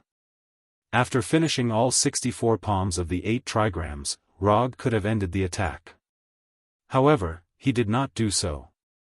The light blue chakra enveloped his right palm like a flame, causing it to emit a dazzling light like the sun. Then, he used his right palm, which contained the terrifying power of chakra, to heavily strike Grand Duke William, who no longer had any power to fight back. 8 trigrams, mountain smashing strike. Rog's right palm was like a laser cannon, shooting out a huge light blue laser beam. It instantly sent Grand Duke William, who had been temporarily airborne due to the 64 palms of the 8 trigrams, flying. Boom! Grand Duke William, who had been hit by the 8 trigrams, mountain smashing strike, flew backward like a cannonball. He could not help but spit out a mouthful of blood as he crashed into one thick tree after another behind him. Rog's palm not only sent Grand Duke William flying over 100 meters, but it also left a ditch that was more than 2 meters wide and dozens of meters long on the ground. Was this guy still human? After witnessing the scene of Rog violently beating up Grand Duke William from the VIP seats, the same thought appeared in the minds of the remaining 6 blood breed dukes. In the blood breed's view, humans had always been fragile creatures that were like food. They knew that there were some existences among humans that were called monsters. However, they had never imagined that Grand Duke William, who was the strongest in the blood breed, would be as weak as a baby in front of Rog. At this moment, they finally understood why Rog had called the first round of fighting a warm-up. After sending Grand Duke William flying, Rog immediately turned around and looked at the remaining 6 blood breed dukes with shining eyes. "Don't say that I bullied you. Come at me together." As he spoke, he deliberately hooked his finger at the dukes, as if to say, "Come over quickly." However, the 6 blood breed dukes did not attack him as he had expected. Instead, they retreated a distance with great tacit understanding and shook their heads at the same time. Weren't these guys a little too cowardly? Wasn't Grand Duke William still alive? At the final stage of the mountain smash, Rog intentionally held back some of his strength and controlled the power of the mountain smash to the extent that it could only severely injure Grand Duke William but not kill him. At the beginning, he did have the intention of killing a few blood-breed dukes to let these dukes, who had seriously broken away from the bottom of the hierarchy, understand the threat of death. However, he changed his mind when he used the 64 palms of the 8 trigrams to attack Grand Duke William. He did not care what tricks these blood-breed dukes could play, but he was curious whether they could rescue Cain from the seal. Cain, the ancestor of the blood breed, was the third human in the myths and legends. Of course, this myth referred to the legend of God and heaven. The myths of other civilizations would not admit this. For example, Wuxia myths and Norse myths. Just as he was about to give up on communicating and use his fists to persuade the remaining 6 blood-breed dukes, Grand Duke William's voice sounded from afar. Don't make things difficult for them. Even if you continue to attack them, they will only think about how to escape and not fight to the death with you. Grand Duke William's words could be said to have given the 6 dukes a hard slap in the face. However, not only did the 6 dukes not express any dissatisfaction, but they also nodded in agreement. F***ck. Looking at the 6 blood-breed dukes who had completely lost their will to fight, Rog cursed in his heart. After standing in place and waiting for nearly half a minute, Grand Duke William, who had been sent flying, finally returned in front of Rog. At this moment, Grand Duke William no longer had the demeanor of an aristocrat. His expensive, custom-made clothes had completely become beggar's clothes. We admit defeat. The 8 sacred weapons will be sent to the hotel tomorrow morning. Without any discussion with the other 6 dukes, Grand Duke William immediately decided to admit defeat and hand over the sacred weapons. From the perspective of the clans, Grand Duke William did not have the right to decide the sacred weapons of the other clans. However, the 6 dukes of the other clans had tacitly agreed with Grand Duke William's decision. It seems that they should not address you as Grand Duke, but as Your Majesty. Although Grand Duke William was only a duke, from his current performance, he was no different from the king of the blood breeds. The title of Your Majesty is not something that I can bear. Grand Duke William knew what Rog meant and immediately denied Rog's words. I hope to see the remaining 8 sacred weapons before noon tomorrow. For Rog, it was not difficult to completely kill Grand Duke William and the others. However, this would increase the difficulty of obtaining the 8 sacred weapons, and he might even fail. After thinking seriously for a few seconds, he accepted Grand Duke William's suggestion to admit defeat. However, just as Grand Duke William was about to ask the other blood breeds to stop, Rog immediately stopped him. Let them continue fighting. I'll ask the people from Konoha to stop, and you can ask the marquises to stop as well. Although Rog did not say it clearly, Grand Duke William immediately understood his intentions. He wanted the blood breeds to use their lives to train the werewolves. Although this would lead to a large number of deaths, Grand Duke William finally agreed to Rog's request. Under Grand Duke William's signal, the blood breeds who besieged Fenrir, Abomination, and the others immediately withdrew from the battlefield and looked at Grand Duke William with a puzzled expression. Fenrir and the others also noticed that something was wrong, but before they had time to show their skills, they received Rog's order to retreat. At the same time, the Punishers and the Special Forces also stopped attacking. This battle between the blood breeds and the werewolves, after some unexpected factors, finally returned to its original state. Aren't you afraid that all the werewolves will die here?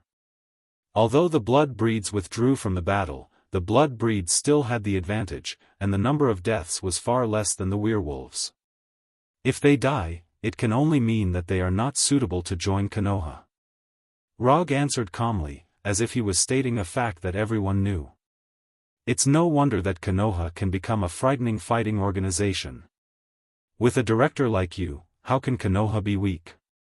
Grand Duke William thought that Rog only accepted these werewolves for the sake of the blood breed's sacred tool and sympathized with the tragic experience of the werewolves. Now it seems that his guess was wrong from the beginning. No, you think too much. I didn't make Konoha cold-blooded. I just told them that if they were bullied, then they should double back. Of course, in this process, I also contributed some insignificant help. Rog didn't think that Konoha could have its current reputation because of him. He just gave Konoha's people weapons and put forward some of his own opinions. As for those records, they were fought by the superheroes like the Punishers and Konoha's special forces.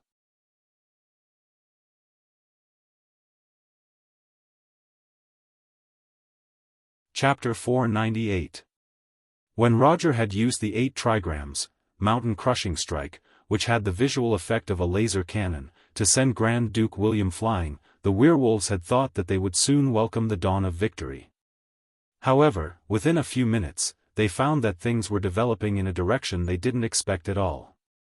Fenrir, the king of the werewolves, who they just recognized, withdrew from the battle, and the Red Tank, who helped them open the way for the charge, also withdrew from the battle. Even Konoha's special forces, who were remotely assisting them in the rear, also withdrew from the battle. Although the werewolves were not a race known for their IQ, it didn't mean that they were idiots with developed limbs and no brains. In particular, the werewolves present were basically all alpha werewolves.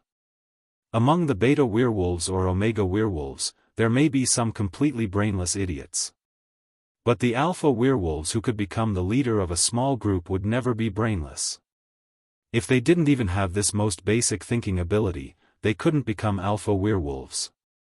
If it was only Fenrir and others who withdrew from the battle, these werewolves may not be able to guess Rog's plan in a short time. But after seeing that the Marquises who attacked Fenrir and others also withdrew from the battle, they quickly understood. If they want to win, they can only rely on themselves. Although Konoha's practice of abandoning them without saying a word made these werewolves feel a little dissatisfied, they were also very clear about their current situation. It was impossible to resist Konoha, in this life.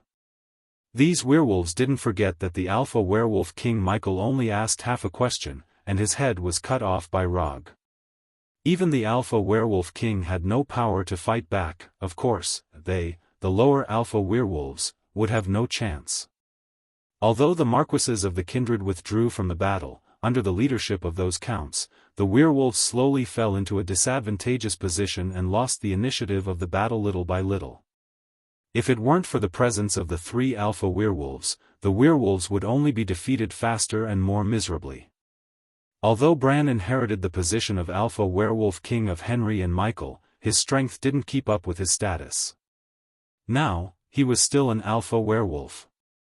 At best, he could only be regarded as a relatively good alpha werewolf. As time passed, more and more werewolves fell, and the vampires' attacks became more and more lethal. This was especially true for the vampire counts who had mastered magic. They were like messengers of death, harvesting the lives of the werewolves in a frenzy. 3 minutes after Fenrir and the others left the battle, the number of fallen werewolves exceeded 100. In addition to the werewolves who had died in battle, there were over 400 werewolves who would forever remain on this land. Are you sure you want to continue? They are about to completely lose their will to fight.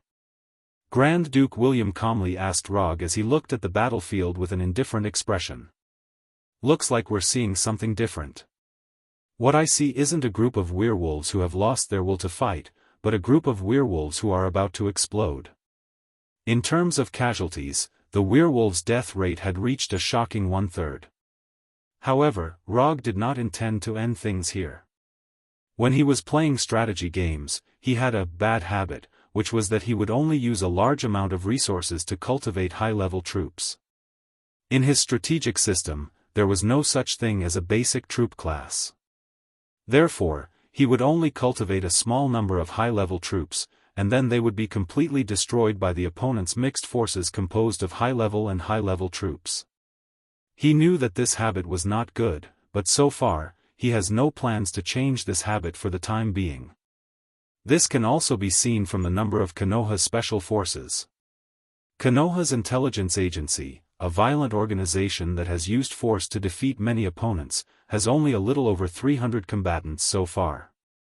More than 200 special forces members who have been strengthened by extremists once, plus more than 60 Umbu members who have been strengthened twice. These more than 300 people are Konoha's conventional armed forces. If Rog remembers correctly, the number of police officers in a New York police station is about 360 people. Note 1, this is still under the premise that only police officers are counted. If civilian personnel are included, there are more than 550 people in a New York police station. Although Secretary of State Ross has been reminding Rog openly and secretly that he can increase the number of Konoha special forces appropriately, he has never done so. Perhaps it is precisely because of his unreasonable insistence that Konoha special forces have the combat effectiveness of any agency in the United States. Not to mention compared with ordinary agents or army soldiers, even compared with the famous SEALs, Konoha special forces can easily defeat enemies 10 times their own number. The reason why Rog remembered it so clearly was that Secretary of State Ross had arranged a meaningless battle before. A Konoha Special Forces team of 6 people fought against 10 SEALs combat squads of 8 people. The result was obvious, Konoha Special Forces won easily, and it could even be regarded as a crushing victory. Since that time, Ross has never talked to Rog about increasing Konoha's Special Forces. Before setting off from the abandoned factory tonight, Rog roughly speculated how many werewolves could return alive. More than 300. According to his estimations, only 300 or so werewolves would be able to leave this place alive. Of course, whether his estimation is correct or not depends on when these werewolves will awaken. Apart from magic factors, the werewolf's physique is actually not worse than vampires. But the life of escape has made these werewolves instinctively afraid of vampires. What Rog is doing now is to reawaken the wildness and blood of these werewolves. Aren't you afraid of vampires? Then I'll arrange a big fight between you and vampires. Whether you die like a coward with fear, fight to the end with blood, or leave with your head held high, it depends on your own ability. This approach is cruel, but it is the fastest way to awaken the blood and wildness of these werewolves. Time continued to pass, and the werewolves continued to die, although these werewolves also took the lives of some vampires. Compared to the number of werewolves, the number of vampires who died was less than 1/3 of theirs. Soon, the number of werewolves dropped from more than 800 to more than 700. Then, from more than 700, it dropped to more than 500. Although he was quite a distance away from the battlefield, Rog could clearly smell the scent of blood that was blown by the night wind. If he could smell the scent of blood even though he was almost 100 meters away from the battlefield, the werewolves in the center of the battlefield would of course be even more aware. Just as the number of werewolves was about to drop below 500, a werewolf covered in blood suddenly let out a howl filled with indignation and anger. It's actually him. Henry really has a good eye. This werewolf howling crazily as if he had completely lost control was none other than Bran, who was once heavily groomed by Henry. Through the Byakugan, Rog could see Bran's blood-red eyes. He could see his growing fangs and claws. He could also see the inhuman aura that belonged to a beast. Under the immense pressure of death and the unwillingness of his own kind being slaughtered, Bran crossed the natural chasm between Alpha Werewolf and Alpha Wolf King, and was promoted to Alpha Wolf King. Before the vampires could react, Bran, who had completely awakened his wildness, charged towards them like a ghost. What followed was a primitive and bloody show of slaughter. Broken limbs, severed arms, heads, organs, the newly promoted Alpha Wolf King Bran was like a meat grinder, crazily shredding the vampires in front of him. Vampire Baron, dead. Vampire Viscount, dead. Vampire Count, dead. In front of Bran, no vampire could escape his fangs and claws. One by one, they went to hell. Bran's sudden awakening not only allowed him to obtain strength and speed far surpassing before, but more importantly, he awakened the other werewolves. Wolf howls filled with anger and unwillingness sounded one after another. One by one, the werewolves opened the door of wildness that originally belonged to them, but was personally closed by them. Although the wolves in the zoo and the wolves in the wild were both wolves, the difference between them was at least 10 huskies. A wolf without wildness and blood was just a pet dog with the appearance of a wolf. In 10 minutes, call a halt to the battle. Rog said to Duke William and Fenrir beside him as he looked at Bran, who had transformed into a bloodthirsty beast, with satisfaction. After planning for so long, he finally saw the werewolf troops he wanted. 10 minutes was not long, but it was not short either. It mainly depended on whether you were the one being beaten or the one being beaten in these 10 minutes. When the 10-minute countdown ended, Grand Duke William and Fenrir stopped the vampires and werewolves fighting at the same time.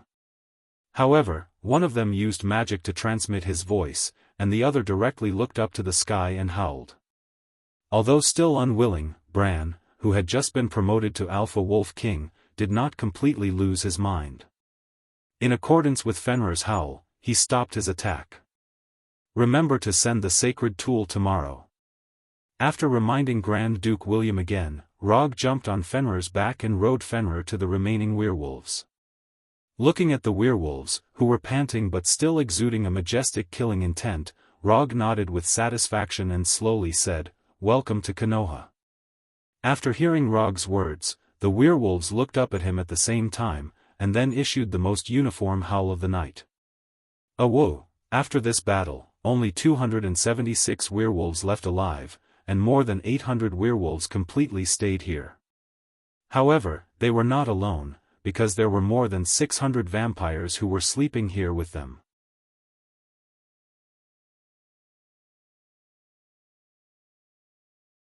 Chapter 499.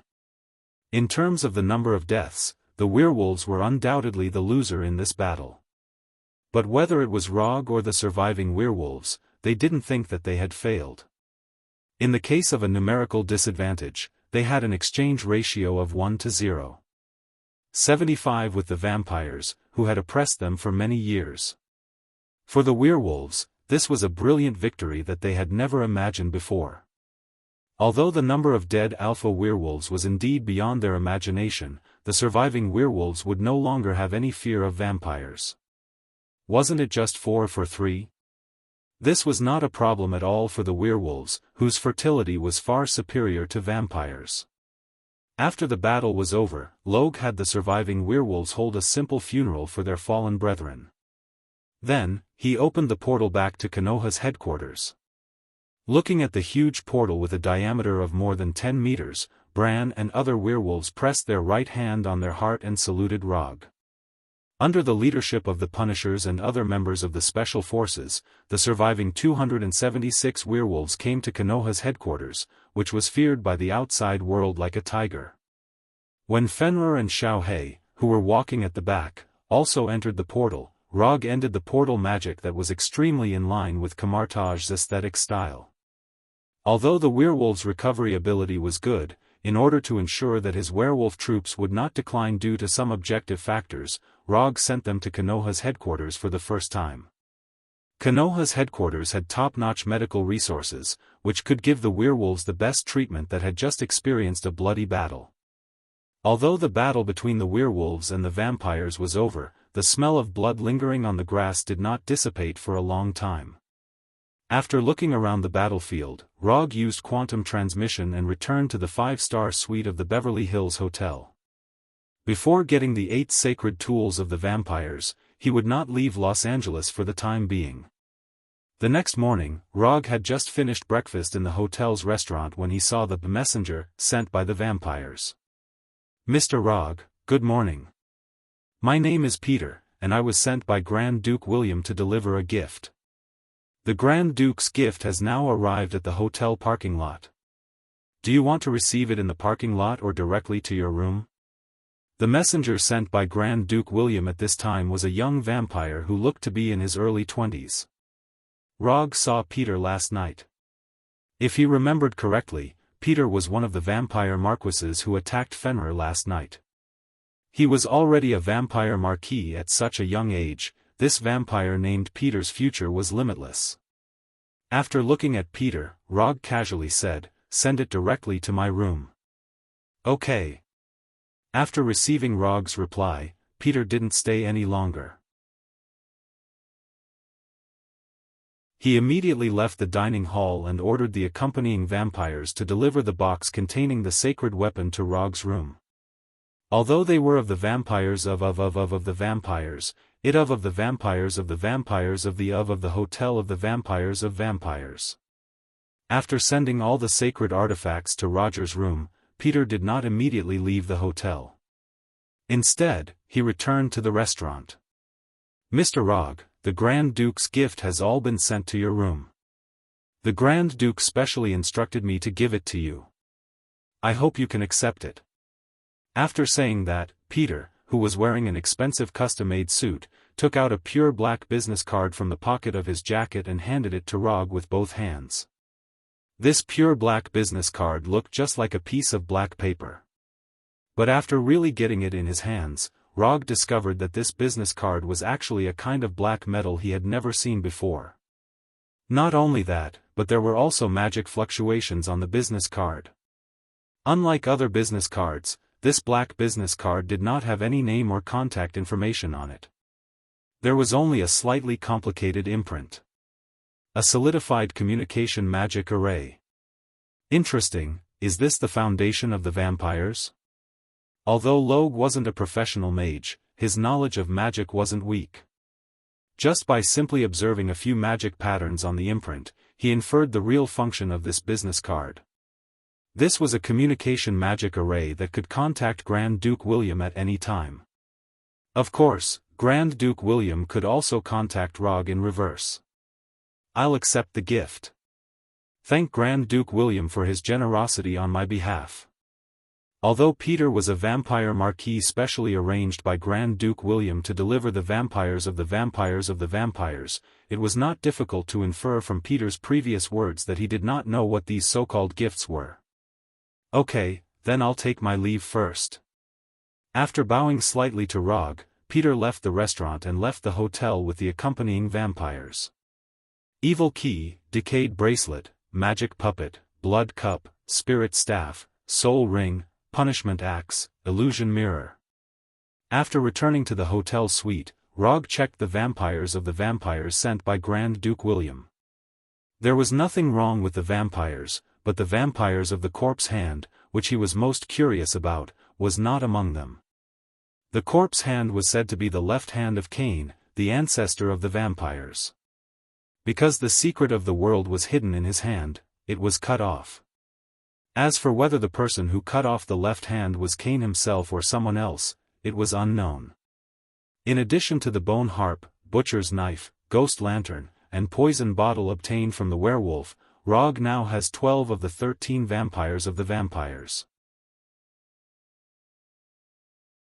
To some extent, he should be the first person to collect the 12 vampires of the vampires after the birth of these vampires. Although he did not collect all the 13 vampires, he was quite satisfied to be able to do this to this extent. As for the corpse hand, whose whereabouts were unknown, he did not care too much about it. Even if he could not find it, it was not a particularly troublesome matter. As long as the vampires can rescue their ancestor Cain from the sealed land, the corpse hand can make another one. Isn't it just Cain's left hand? Just cut it off. With Cain's recovery ability, not to mention a left hand, even if he lost 10 left hands, he could grow them back. After playing with the 8 vampires sent by Peter, Rog threw them all into the summon scroll, and then used quantum transmission to return to the underground training room of Konoha's headquarters. As soon as the aurora-like brilliant light dissipated, he put his hands together and used an ability that he had not used for a long time. Inherent Enchantment, Shikatsu Forest. In the blink of an eye, his private training room, which had an obvious modern style, had turned into a lush forest. Looking at this lush forest that he had once used to cultivate immortal mode and had even served as a logistics transit station, Rog took a deep breath and sighed with emotion. After ending the memories in his mind, he came to a wide open space and used a Mokuton that he had just thought of a name. Mokuton, 3 rooms and 2 halls jutsu. As the chakra in his body continued to pour out, a building made entirely of wood appeared in front of him. Building a house with Mokuton was not his original idea. A ninja who inherited Mokutan and did not want to reveal his name once invented a Mokutan ninjutsu that used Mokutan to build a house. At this time, Rog was just using the idea of this ninja. However, he did not completely use the architectural style of that ninja, but used the style of the Hall of Supreme Harmony in the Forbidden City of China. In other words, he directly copied the Hall of Supreme Harmony. Except for the color that was not the classic red and yellow, the building that appeared in front of Rog was exactly the same as the Hall of Supreme Harmony in his memory. There were 11 rooms wide, 5 rooms deep, 64. 24 meters long, 37 meters wide, 26. 92 meters high, and the building area was 2,377 square meters. Note 1, there seems to be something wrong. With his precise control, Rog can be sure that the Hall of Supreme Harmony he copied will not have too much error.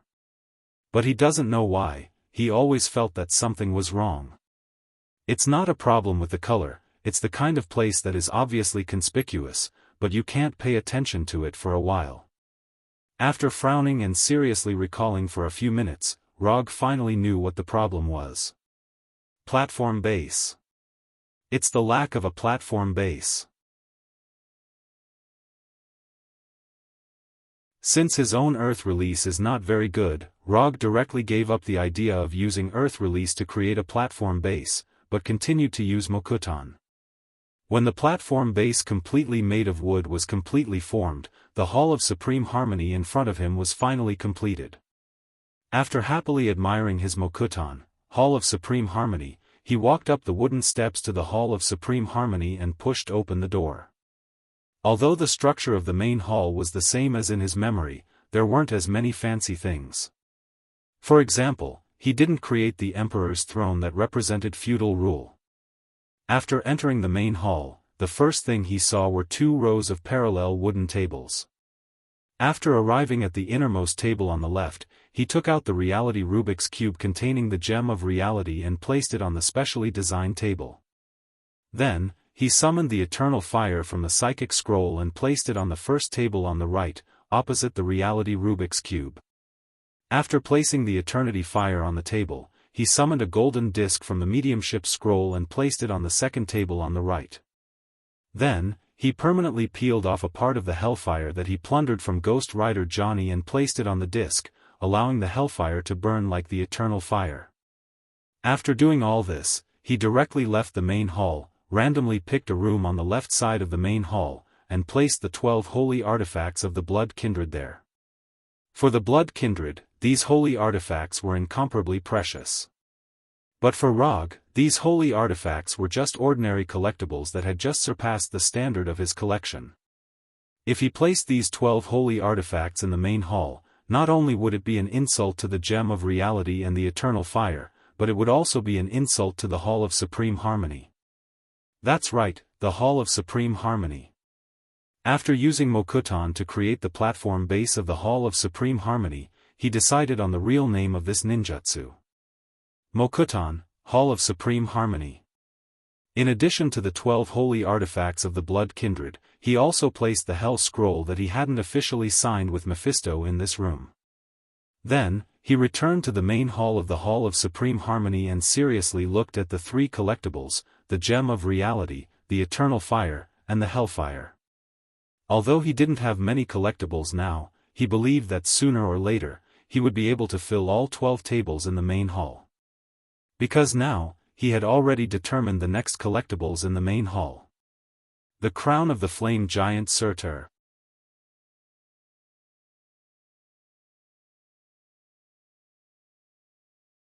Chapter 500. Konoha Headquarters, Dr. Connor's Laboratory. Sir, this is all the research reports of Super Skrull. According to the advice you gave, we combined the research results of Super Skrull and successfully developed this combat glove called Endless Greed. Dr. Lizard, wearing a white coat, introduced it to Rog with excitement, and kept waving his arms like a conductor of an orchestra. Compared with Dr. Lizard Connors, who was almost crazy, Mr. Wonder Reed was much calmer. If it wasn't for the expression of, "I'm very powerful," that involuntarily appeared on his face, Rog would have thought that his heart really didn't fluctuate. Today is the 7th day since Rog returned to Konoha headquarters. In the past 7 days, in addition to getting himself a Taiha treasure haul, he spent the rest of his time in Dr. Connor's laboratory, using his profit advantage to provide them with some unique advice. The secret of Super Scroll copying other people's superpowers was studied by Dr. Connors and Reed a long time ago. Simply put, the reason why Super Scroll can copy other people's superpowers is that they have genes that can be freely changed. In general, the genes of creatures are fixed. Even for those who have awakened their superpowers, their genes are still in a stable state. Creatures with unstable genes may die completely at any time because of genetic collapse. However, the genes of the Super Scroll broke this rule to some extent. They can adjust their genes to the same as the target person, thereby copying other people's superpowers. Although this is not in line with the biological science on Earth, Super Scroll proves one point with its own existence, that is, the universe is big, and any strange creatures may be born. The secret of Super Scroll was studied by Dr. Connors and Reed. However, how to use this special genetic structure of Super Scroll in other aspects has become a problem. Just when Dr. Connors and Mr. Wonder Reed were at a loss, Rog, who has the prophet aura, provided them with a feasible direction. Speaking of this, it is necessary to mention the parallel universe where mutants exist. In a parallel universe with mutants, there was a mutant called Mystique. Her superpower was similar to that of the Skrulls. She could change her appearance at will. Mystique's superpower wasn't particularly powerful. Aside from her ability to infiltrate and camouflage, she didn't have any outstanding offensive abilities. However, a scientist named Bolivar Trask had the foresight to discover the brilliant future of Mystique's genes. Therefore, after thoroughly studying Mystique's genes, he created the Sentinel robot that almost ended the mutants forever. Through a special internal structure, the Sentinel robots could replicate the superpowers of the mutants. They could also adjust their own form or share the superpowers with other Sentinel robots. With these Sentinel robots, Bolivar Trask almost wiped out all the mutated humans. But unfortunately, the future without mutated humans that he was looking forward to was reversed by a mutated human who smoked, drank, and drove a motorcycle. Note 1. Rog didn't know how Bolivar Trask applied Mystique's genetic characteristics to the Sentinel robots, so that these mechanical creations had the ability to replicate mutant superpowers. However, the unique mechanical structure of the Sentinel robots and the visual effects displayed when replicating mutant superpowers left a very deep impression on him. So, he talked about what he saw in the Sentinel robots with Mr. Wonder Reed in detail. In the field of science, Rog is at most an ordinary person with more strange knowledge in his mind. Asking him to give practical research ideas and directions is purely embarrassing for him. However, he can be the one who provides the key. After explaining what he had seen on the Sentinel robot to Mr. Miracle, Reed felt as if he had suddenly opened a door he had never known before. The next thing is very logical. Reed, who will receive nicknames such as the smartest man on Earth and Magic Rod Reed in the future, used practical actions to prove to Rog what a cheat-like wisdom was. The genetic secrets of the Super Scroll, the idea of the Sentinel robots given by Rog, plus the unreasonable cheat-like IQ of Mr. Wonder Reed. A glove with the ability to replicate other people's superpowers. Endless greed was born. Of course, because of time, the endless greed that appeared in front of Rog was only a first-generation product, and its potential and performance were far from the limit. After Mr. Wonder Reed's test, endless greed currently only replicated a target's superpower. And after replication, this superpower will be solidified and can't be replaced at any time like the Sentinel robots. In addition, endless greed also has a small limitation. To replicate the target's superpower, endless greed must be removed from the target. Touching the target's body or touching the target's blood is fine. From a scientific point of view, this is because endless greed needs to understand the genetic characteristics and structure of the target in advance, and then copy and imitate. Although Endless Greed is only a first-generation version, and there are certain limitations, this does not affect Rog's evaluation of it. He doesn't need the Sentinel robots, a perverted product. Endless Greed, which can only replicate and imitate a target, is enough to meet his needs. Mr. Rog, although the glove's ability to replicate and imitate has passed some simple tests, this is only a first-generation version. So be careful when using it. In addition, if you don't mind, I hope you can let me retest the glove after using it. Unlike Dr. Connors and others, Mr. Wonder Reed, who has just joined Konoha not long ago, did not address Rog as Lord or Hokage-sama, but maintained the initial polite address. No problem. I'll give you the glove again then. Because Endless Greed will be completely fixed once it truly replicates other people's superpowers, Reed has not tested Endless Greed in a real sense. Simply put, from a theoretical point of view, Endless Greed could replicate other people's superpowers like the Super Skrulls. But whether the effect will really be so good, as the inventor, Mr. Wonder Reed is not particularly sure. After all, new scientific products are often related to accidents. You should rest for a while. You've worked hard during this time. After thanking Dr. Connors and Reed, Rog took the Endless Greed that looks like leather, but is actually made of nanometal and left. After returning to his office, he adjusted the glove to match the size of his right hand. Then he made a phone call to Dr. Doom. Are you ready to conquer Muspelheim? At noon the next day, Rog opened the portal connecting to Doom's castle and let him come to Konoha's headquarters. Like the last time they met, Doom was still dressed in the metal mask and armor. Of course, the green robe that symbolized the identity of the monarch of Latovinia was still on him.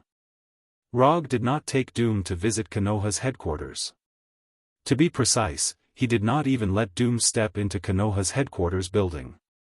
After casting the portal magic, Doom arrived at the grassland behind the headquarters building. Then, he mobilized the mana in his body and cast the portal magic again. Asgard Bifrost Hall. Dr. Doom thought that Rog would take him directly to Muspelheim, the country of the flame giants. Unexpectedly, Rog took him to Asgard.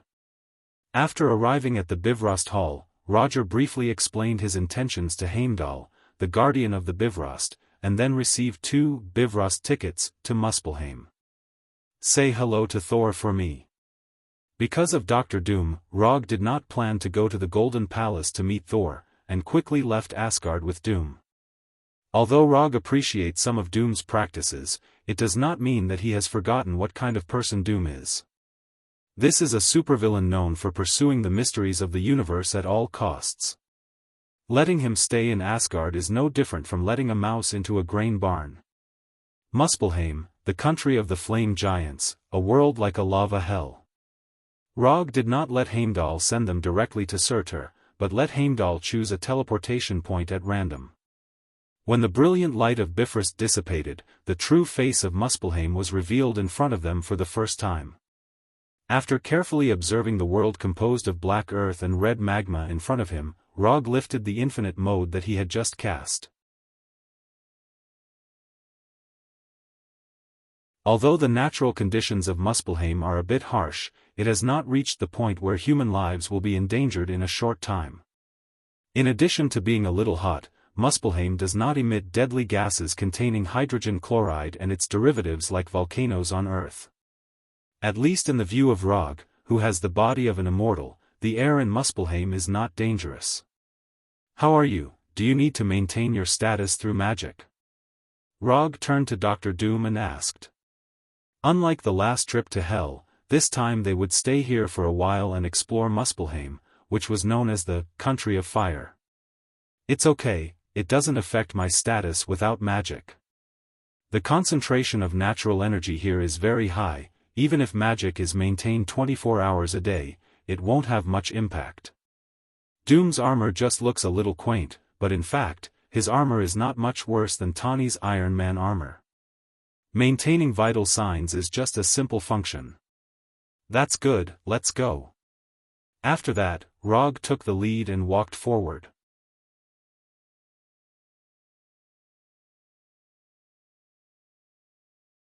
Chapter 501. Although Muspelheim was ruled by the flame giant Surtur, there were far more than just flame giants living in this hell-like world. Muspelheim's natural environment was a little harsh, but this harsh result was obtained after comparing it to Earth and Asgard. If the scope of comparison was expanded to the entire universe, not only was Muspelheim's environment not harsh, it even exceeded the survival standard by a lot. Big Brother, can we really find the lava fruit today? Beside a river formed by magma, a boy who looked similar to an earthling raised his head and asked his brother who was a head taller than him. Definitely, lava fruit likes to grow next to rivers of fire the most. As long as we are patient, we will definitely find it. Unlike the younger brother who looked very similar to an earthling, the older brother's appearance was not earthling at all. The older brother's height was similar to a 13 or 14-year-old child on Earth, but the color of his skin was dark red, which earthlings did not have. If Rog was present at this time, he would find that this rough, leather-like dark red color was very similar to the color he saw on the infernal demons. Apart from that, there were also cracks on the boy's dark red skin. These cracks were scattered messily on the boy's body, and from time to time, they emitted a magma-like orange-red light. Aha! We will definitely find it. After hearing his brother's answer, the younger brother who looked only 7 or 8 years old nodded heavily with an optimistic and determined look on his face. Just as the younger brother was about to continue looking for the lava fruit, he saw two shadows moving slowly. As a native born in Muspelheim, the younger brother was sure that the two shadows were not flame giants at a glance. Although the flame giant's skin was as black as charcoal and looked like a black shadow from afar, the flame giant did not wear clothes, let alone a black robe. Yes, flame giants did not wear clothes. To some extent, flame giants could be considered a race with a long history and civilization. However, the special nature of their bodies determined that they could not wear clothes like other intelligent races. The flame giants' bodies emitted high temperatures all the time. If it was just high temperatures, it was not particularly troublesome. The real trouble was that the high temperatures emitted by their bodies sometimes directly formed flames on their skin. With such a physique, even if the flame giant wore metal armor, it would be useless, let alone clothes. Brother, 2 exiles are coming. The younger brother's words instantly woke up the older brother who was carefully eating the lava fruits beside the lava river. Not good. Run. Unlike the curious younger brother, when the older brother saw the two slowly moving shadows, he immediately carried his younger brother and turned to run. The moment the elder brother carried the younger brother, the cracks on his body burst out with a bright orange-red light. As if he had been injected with adrenaline, he ran wildly in the direction of the village. Those two natives seemed to be running away. Aren't you going to chase after them? Dr. Destruction glanced at the two children who were running away and said indifferently. They won't be able to escape. Well, can you not act like you don't care? It's not a shameful thing to be interested in alien lifeforms. You didn't even let that fire-breathing lizard go. Rog did not give Doom any face and directly exposed his disguise. The two figures that the little boy saw were Rog and Doom. To be precise, it was Doom who was wearing a black robe outside the Green Emperor's robe, and Rog who was wearing the Akatsuki's black cloud robe. After being teleported to Muspelheim by the Bifrost, they did not go directly to the flame giant Surtur. Instead, like alien tourists, they enjoyed the great rivers and mountains of Muspelheim. Every alien lifeform may hide the mysteries of the universe. The more you know about alien lifeforms, the more likely you will be to explore the ultimate mysteries of the universe. Doctor of Destruction Dumb used a very high-sounding reason to explain his overly curious behavior. Yes, you're right. Just as Rog and Doom were chatting, the two little boys quickly disappeared from their sight. Their explosive power is not bad, and there are signs of using energy to increase their speed. Doom continued to speak in an indifferent tone. Don't analyze. You'll understand everything when you catch up. They don't know if the two of them were unlucky, or the flame giants were too lucky. They arrived at Muspelheim for almost an hour. However, apart from the fire-spitting lizard that Doom had dissected and analyzed with magic and the two boys who had just escaped, they didn't encounter any other living creatures. There are quite a lot of bones left after the death of creatures, including human bones that look like earthlings. Earth Release, Super Heavy Rock Technique. Rog used his only flying ninjutsu and flew in the direction of the two boys. After Rog flew into the sky, Professor of Destruction, Doom, also cast a flying spell and followed closely behind him. Although Super Heavy Rock Technique is not a ninjutsu that can fly very fast, flying is always faster than running on the ground. Without much effort, the figures of the two little boys reappeared in their line of sight. After flying behind the little boys for more than 10 minutes, a small village appeared in front of them. The dome-shaped houses built with scorched earth were like pieces of black stone sitting on the scorched plain. Judging from the size of the village, this is a small village with at most dozens of families. Byakugan, open. In order to see the situation in the village further, Rog opened Byakugan. The next second, he saw a scene that he didn't expect at all. The dozens of round houses in the village are not the kind of houses he imagined, but the entrance to the underground cave.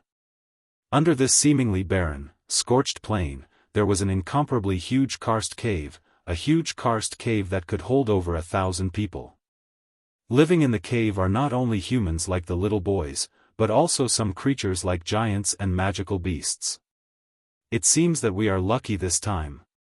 Those houses are just the entrance. The real village is underground. The scene inside is very unique. After confirming the real situation of the village, Rog closed Byakugan and accelerated his flying speed. Just as the two little boys were about to step into the village, Rog, wearing a black cloud robe, fell from the sky and stopped in front of them.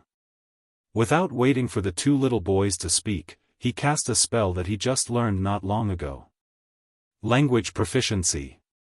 At the very beginning, he planned to bring the universal language translator with him. But later, he gave up on this plan. There is no need to use scientific products for things that can be solved with magic. Hello, my name is Rog, I am a human from the Midgardian. Rog didn't say that he is from Earth. For the intelligent creatures in the 9 realms, the name Midgardian or Midgardian would be more familiar to them. After all, what is the name of the 9 realms, is the universal education that is common in all 8 countries. The only place that doesn't popularize this is Earth. Just as Rog expected the two little boys to answer him with the same polite attitude, he immediately realized that he was overthinking. His self-introduction caused the vigilance in the eyes of the two little boys to disappear. Instead, it was a kind of contempt and disdain. Looking at the sudden change in the eyes of the two little boys, Rog couldn't help but wonder if there was something wrong with his self-introduction. Just as he was wondering if this is the cultural difference between Muspelheim and Earth, the older little boy put down the younger brother he was carrying. Then, like a cheetah, he pounced on Rog, his small hands directly attacking his neck. Facing the little boy's sudden attack, Rog casually raised his right hand. Just as the little boy's hands were about to touch his neck, he chopped the little boy's head with a hand knife. Bang! Although he only used less than 1/10 of his strength, Rog's hand knife was still a thunderous blow that the little boy couldn't withstand. The moment he was hit by the hand knife, the little boy was completely knocked out, and then came into close contact with the ground. After knocking out the little boy, Rog stepped over his body and came to the younger boy. This time, his face was not as kind as before, and he asked in a cold tone, "What I ask, you answer, do you understand?" Bullying children is not Rog's hobby. However, at this time, he didn't think the two little boys in front of him were children. His standards for judging children are somewhat different from others. If it's just that they are young, he won't think of them as children. After all, there are some so-called minors who can do demonic acts that adults can't do. And judging from the attack just now, the boy who was knocked out by him has obviously undergone professional combat training. Understood. After seeing his brother being knocked down in an instant, the boy who looked similar to an earthling finally didn't have the contempt and disdain he had just now, and he answered with trepidation. Where are you from? What are your names? What's the matter with the village below? Rog asked like a police officer interrogating a prisoner. My name is Didier, and he is my brother, Mayor. I grew up here. The village has always been here. It existed before I was born. Didier quickly answered, his face full of fear. Wasn't the Midgardians the weakest existence in the 9 worlds? This Midgardian in front of him is so scary.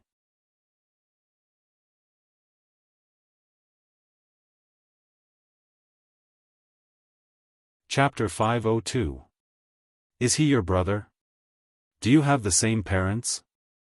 With the presence of Thor and Loki, Rog had a little distrust towards the so-called brothers. Especially when the 2 brothers are not the same type. Mayor is my brother, my blood brother. Didier, who was trembling just now, suddenly became very excited, clenched his fists, and shouted with all his strength. At this time, Didier was like a cat whose tail was stepped on, showing his horror with an aura that was not scary. Wake your brother up, we are going to your village. Rog's left hand unbuttoned the black cloud robe, pointed to the unconscious mayor lying on the ground, and finally put his left hand on the middle button of the robe. Although the black cloud robe has 2 sleeves, he did not put his left hand into the sleeve, but put his left hand inside the robe. The left hand is not wearing the sleeve, but the right hand is wearing the sleeve. He learned this method from an Uchiha clansman who did not want to reveal his name. Although it looks a bit improper, it has a unique charm. Under Rog's gaze, Didier came to Mayor's side and gently patted his face. Didier's concern for Mayor doesn't seem to be fake, but it's really hard to believe that they are blood brothers just by looking at their appearance. While Didier was trying to wake up Mayor, Doom, who was floating in the air, slowly landed next to Rog. Did you get any useful information? Doom glanced at Didier and Mayor, then turned to Rog and asked. No. Under Didier's gentle patting, Mayor, who was knocked unconscious by Rog, slowly woke up. However, when he saw Rog and Doom standing behind Didier, he pulled Didier behind him and watched Rog and Doom with great vigilance. Boy, I don't like people looking at me like that. If you continue to look at me like that, I will dig out both of your eyes. Although he was just knocked unconscious by Rog, Mayor's eyes were still full of contempt and disdain. After being warned by Rog, Mayor put away his contempt and disdain and looked at the 2 with a cold face. Lead the way. People like Mayor, at first glance, lack of social punishment. Not surprisingly, he also has a serious racial discrimination mentality. Although he was unwilling in his heart, Mayor didn't completely lose his mind. Without saying a word, he pulled Didier and walked towards the entrance of the village. Under Mayor's lead, Rog and Doom walked into the winding entrance passage. However, just as they were about to walk out of the entrance passage, Mayor, who was walking in the front, picked up Didier, and the cracks on his body once again emitted a lava-like red glow. In the blink of an eye, Mayor rushed more than 10 meters away. I'll leave it to you this time. Rog handed the matter of stopping Mayor to Doom. Okay. Doom didn't have any objections to this and agreed. He silently snapped his fingers. Hold human. A faint green light flashed on Mayor's body. Mayor, who was running wildly, was instantly frozen.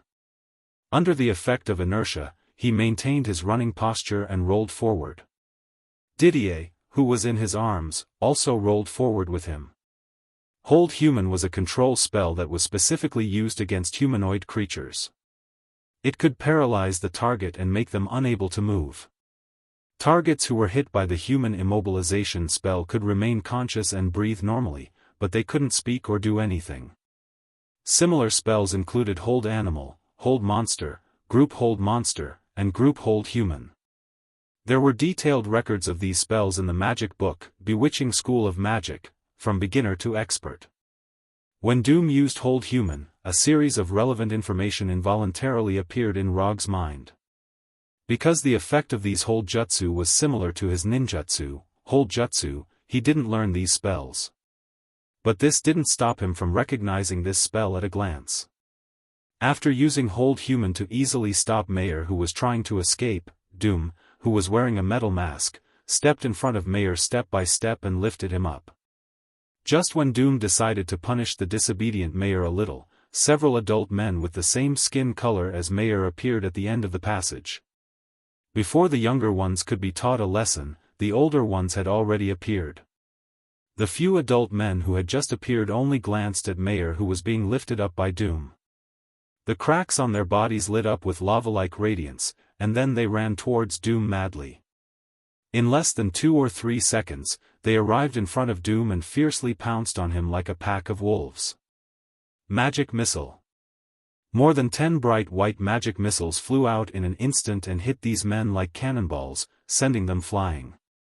Before these men landed, Doom aimed his left hand at them and added another evocation spell. Lightning Chain. Silver-white lightning rushed out of Doom's left hand and instantly hit the man closest to him.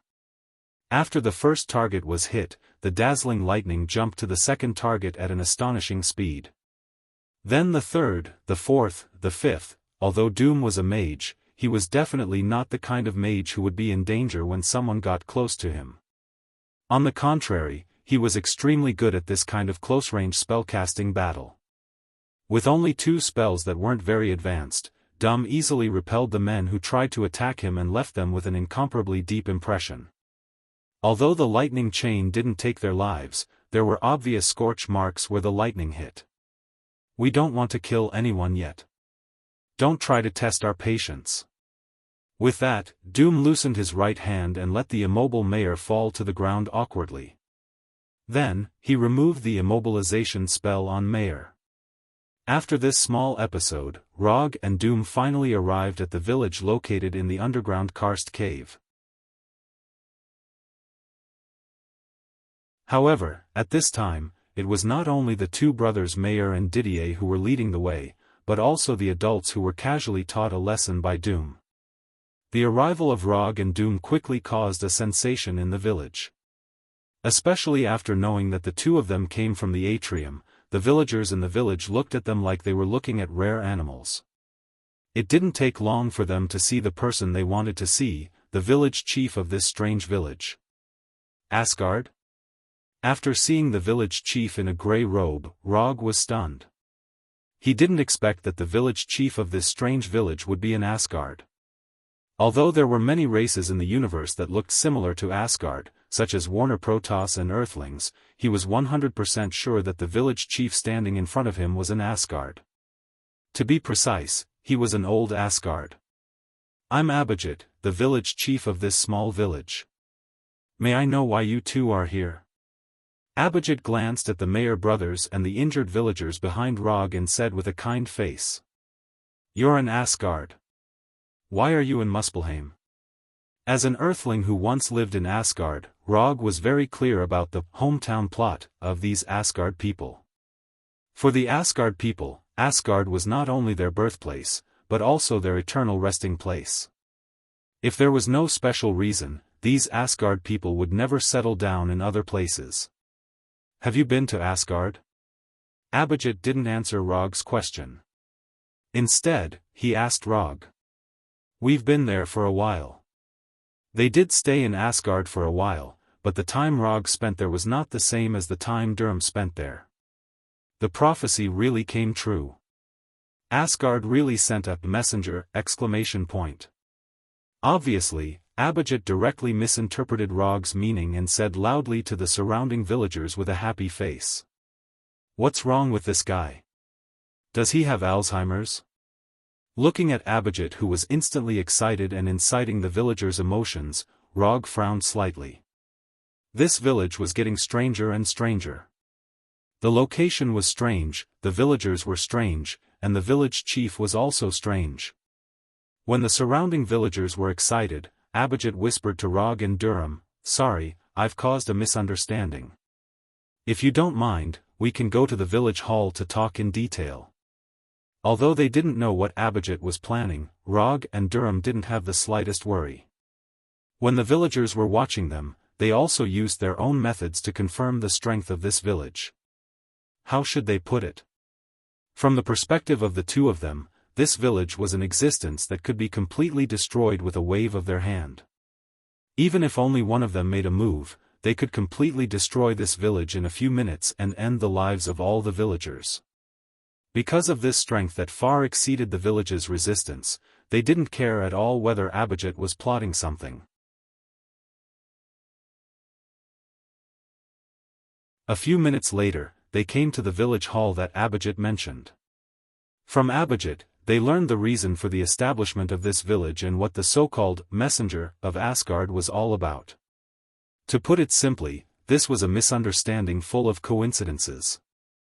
But in order to make this misunderstanding a reality, Abhijit spent the rest of his life in this small village called Dawn.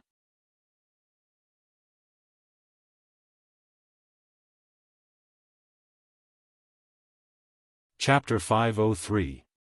More than 2,000 years ago, Abhijit, who was in his prime, was a somewhat famous blacksmith in Asgard. Although he was only a blacksmith, he was a blacksmith with a dream. Simply put, he wanted to create a weapon like Thor's hammer Mjolnir or Gungnir so that he could become a divine blacksmith, on par with the dwarf king. In order to fulfill this dream, he went to Nidavellir, the kingdom of the dwarves, to Vanaheim, which was ruled by the Vanir gods. He even sneaked into Jotunheim, the kingdom of the frost giants.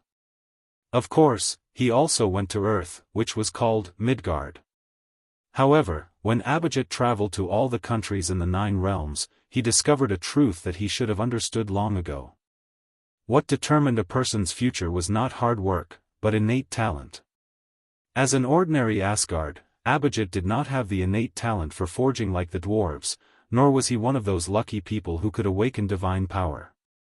After putting in all his effort, he still could not break through his own limits. Abhijit despaired. He closed his blacksmith shop that was doing well, said goodbye to his family and friends, and left Asgard alone. After pursuing the dream of being a divine blacksmith for half his life, in the end, he found that it was just his own wishful thinking. Disheartened, Abhijit became a wanderer and began to wander aimlessly in the universe. If the development of the matter ended here, then Abhijit's experience could at most be regarded as the helpless life of an ordinary person. However, fate, the little guy that people loved and hated, obviously did not intend to let Abhijit go so easily. According to Abhijit himself, at that time, he was working as a bounty hunter on a backward planet that he forgot the name of. Although Abhijit's talent in weapon forging was not outstanding, it was undeniable that he was an Asgard. An Asgard who had undergone combat training from a young age and whose physical fitness surpassed most of the races in the universe. With these 2 points, he became a relatively strong bounty hunter on that planet. Just when Abhijit planned to end his unaccomplished life as a bounty hunter on that planet, he received a mission that completely changed his life. The mission was very simple. It was to escort a group of people who claimed to be fire elves to Muspelheim.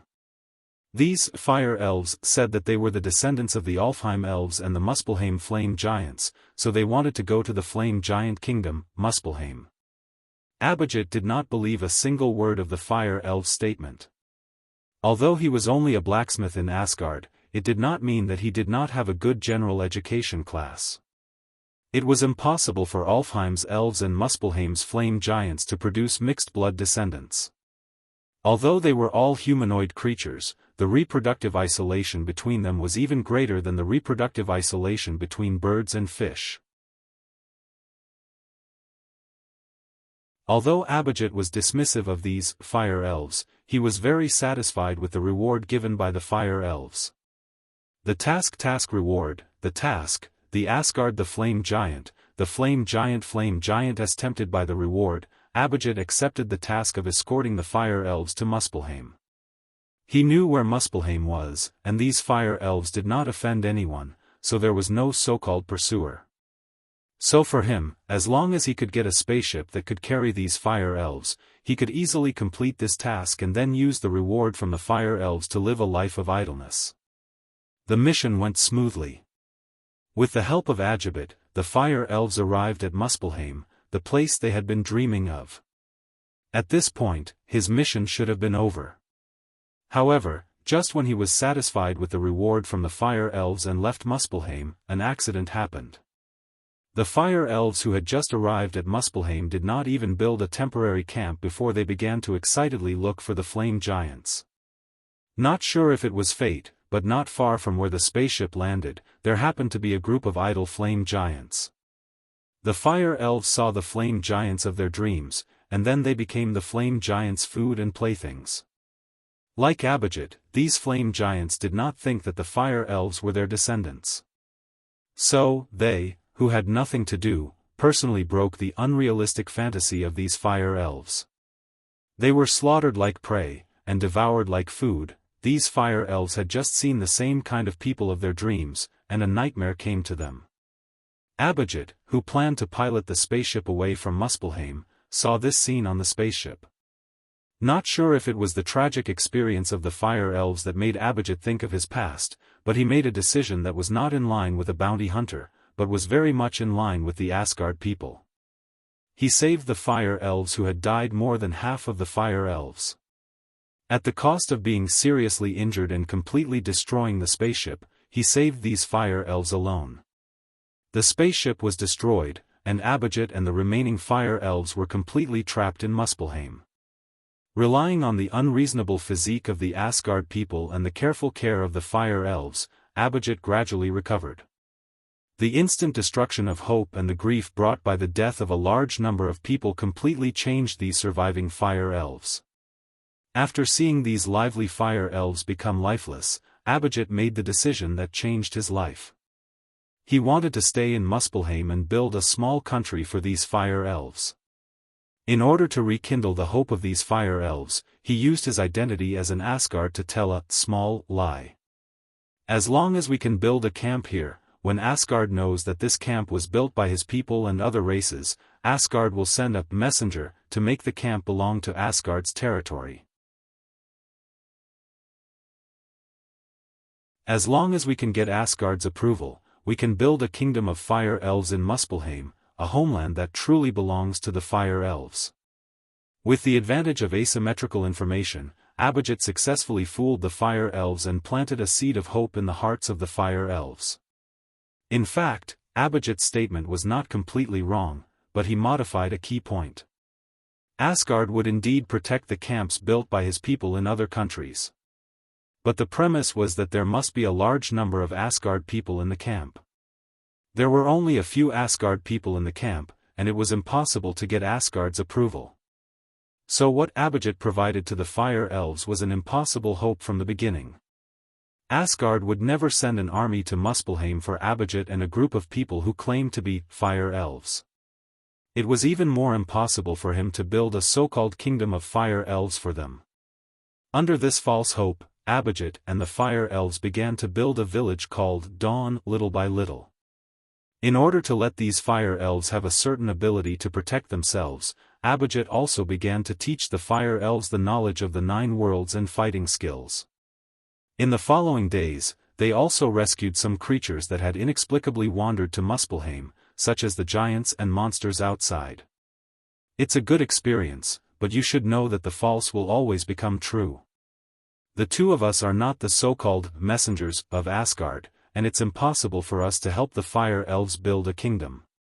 Rog expressed sympathy for Abhijit and the fire elves' experience. However, this doesn't mean that he will help these fire elves. It's true that the false can't become true, but you will definitely help us. Abhijit didn't care about Rog's rejection, and his face still maintained a happy expression. Is that so? I'm a little curious, where did you get your confidence from? Abhijit's reaction was beyond Rog's expectation, but it also aroused his curiosity. Because you are the 4th Hokage, Rog-sama. After hearing Abhijit suddenly say the words, 4th Hokage, Rog's face instantly sank, and his whole person became extremely vigilant. Abhijit's words not only made Rog vigilant, but also Doom, the Doctor of Destruction, was also on full alert. Although Rog introduced himself in front of Didier, he didn't say that he was the fourth Hokage. How do you know that I'm the fourth Hokage? Answer me well, this answer directly determines your life and the safety of others. Looking at Rog's face suddenly became serious, Abhijit quickly waved his hand, indicating that he had no malice.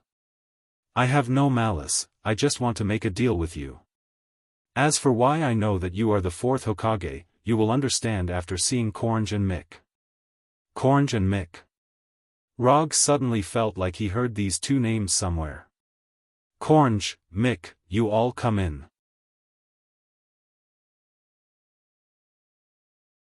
The closed door of the villagers' hall was pushed open, and two people appeared in the sight of Rog and Doom.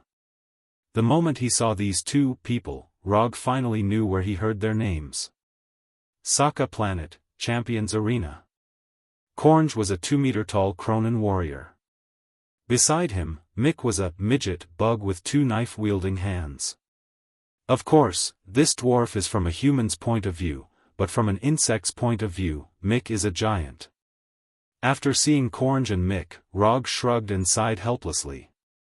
Fate, this little guy, is starting to mess around again. You're tuning in to the UnparalleledSwordWill YouTube channel. Don't forget to subscribe and join us on this journey to catch the most captivating stories.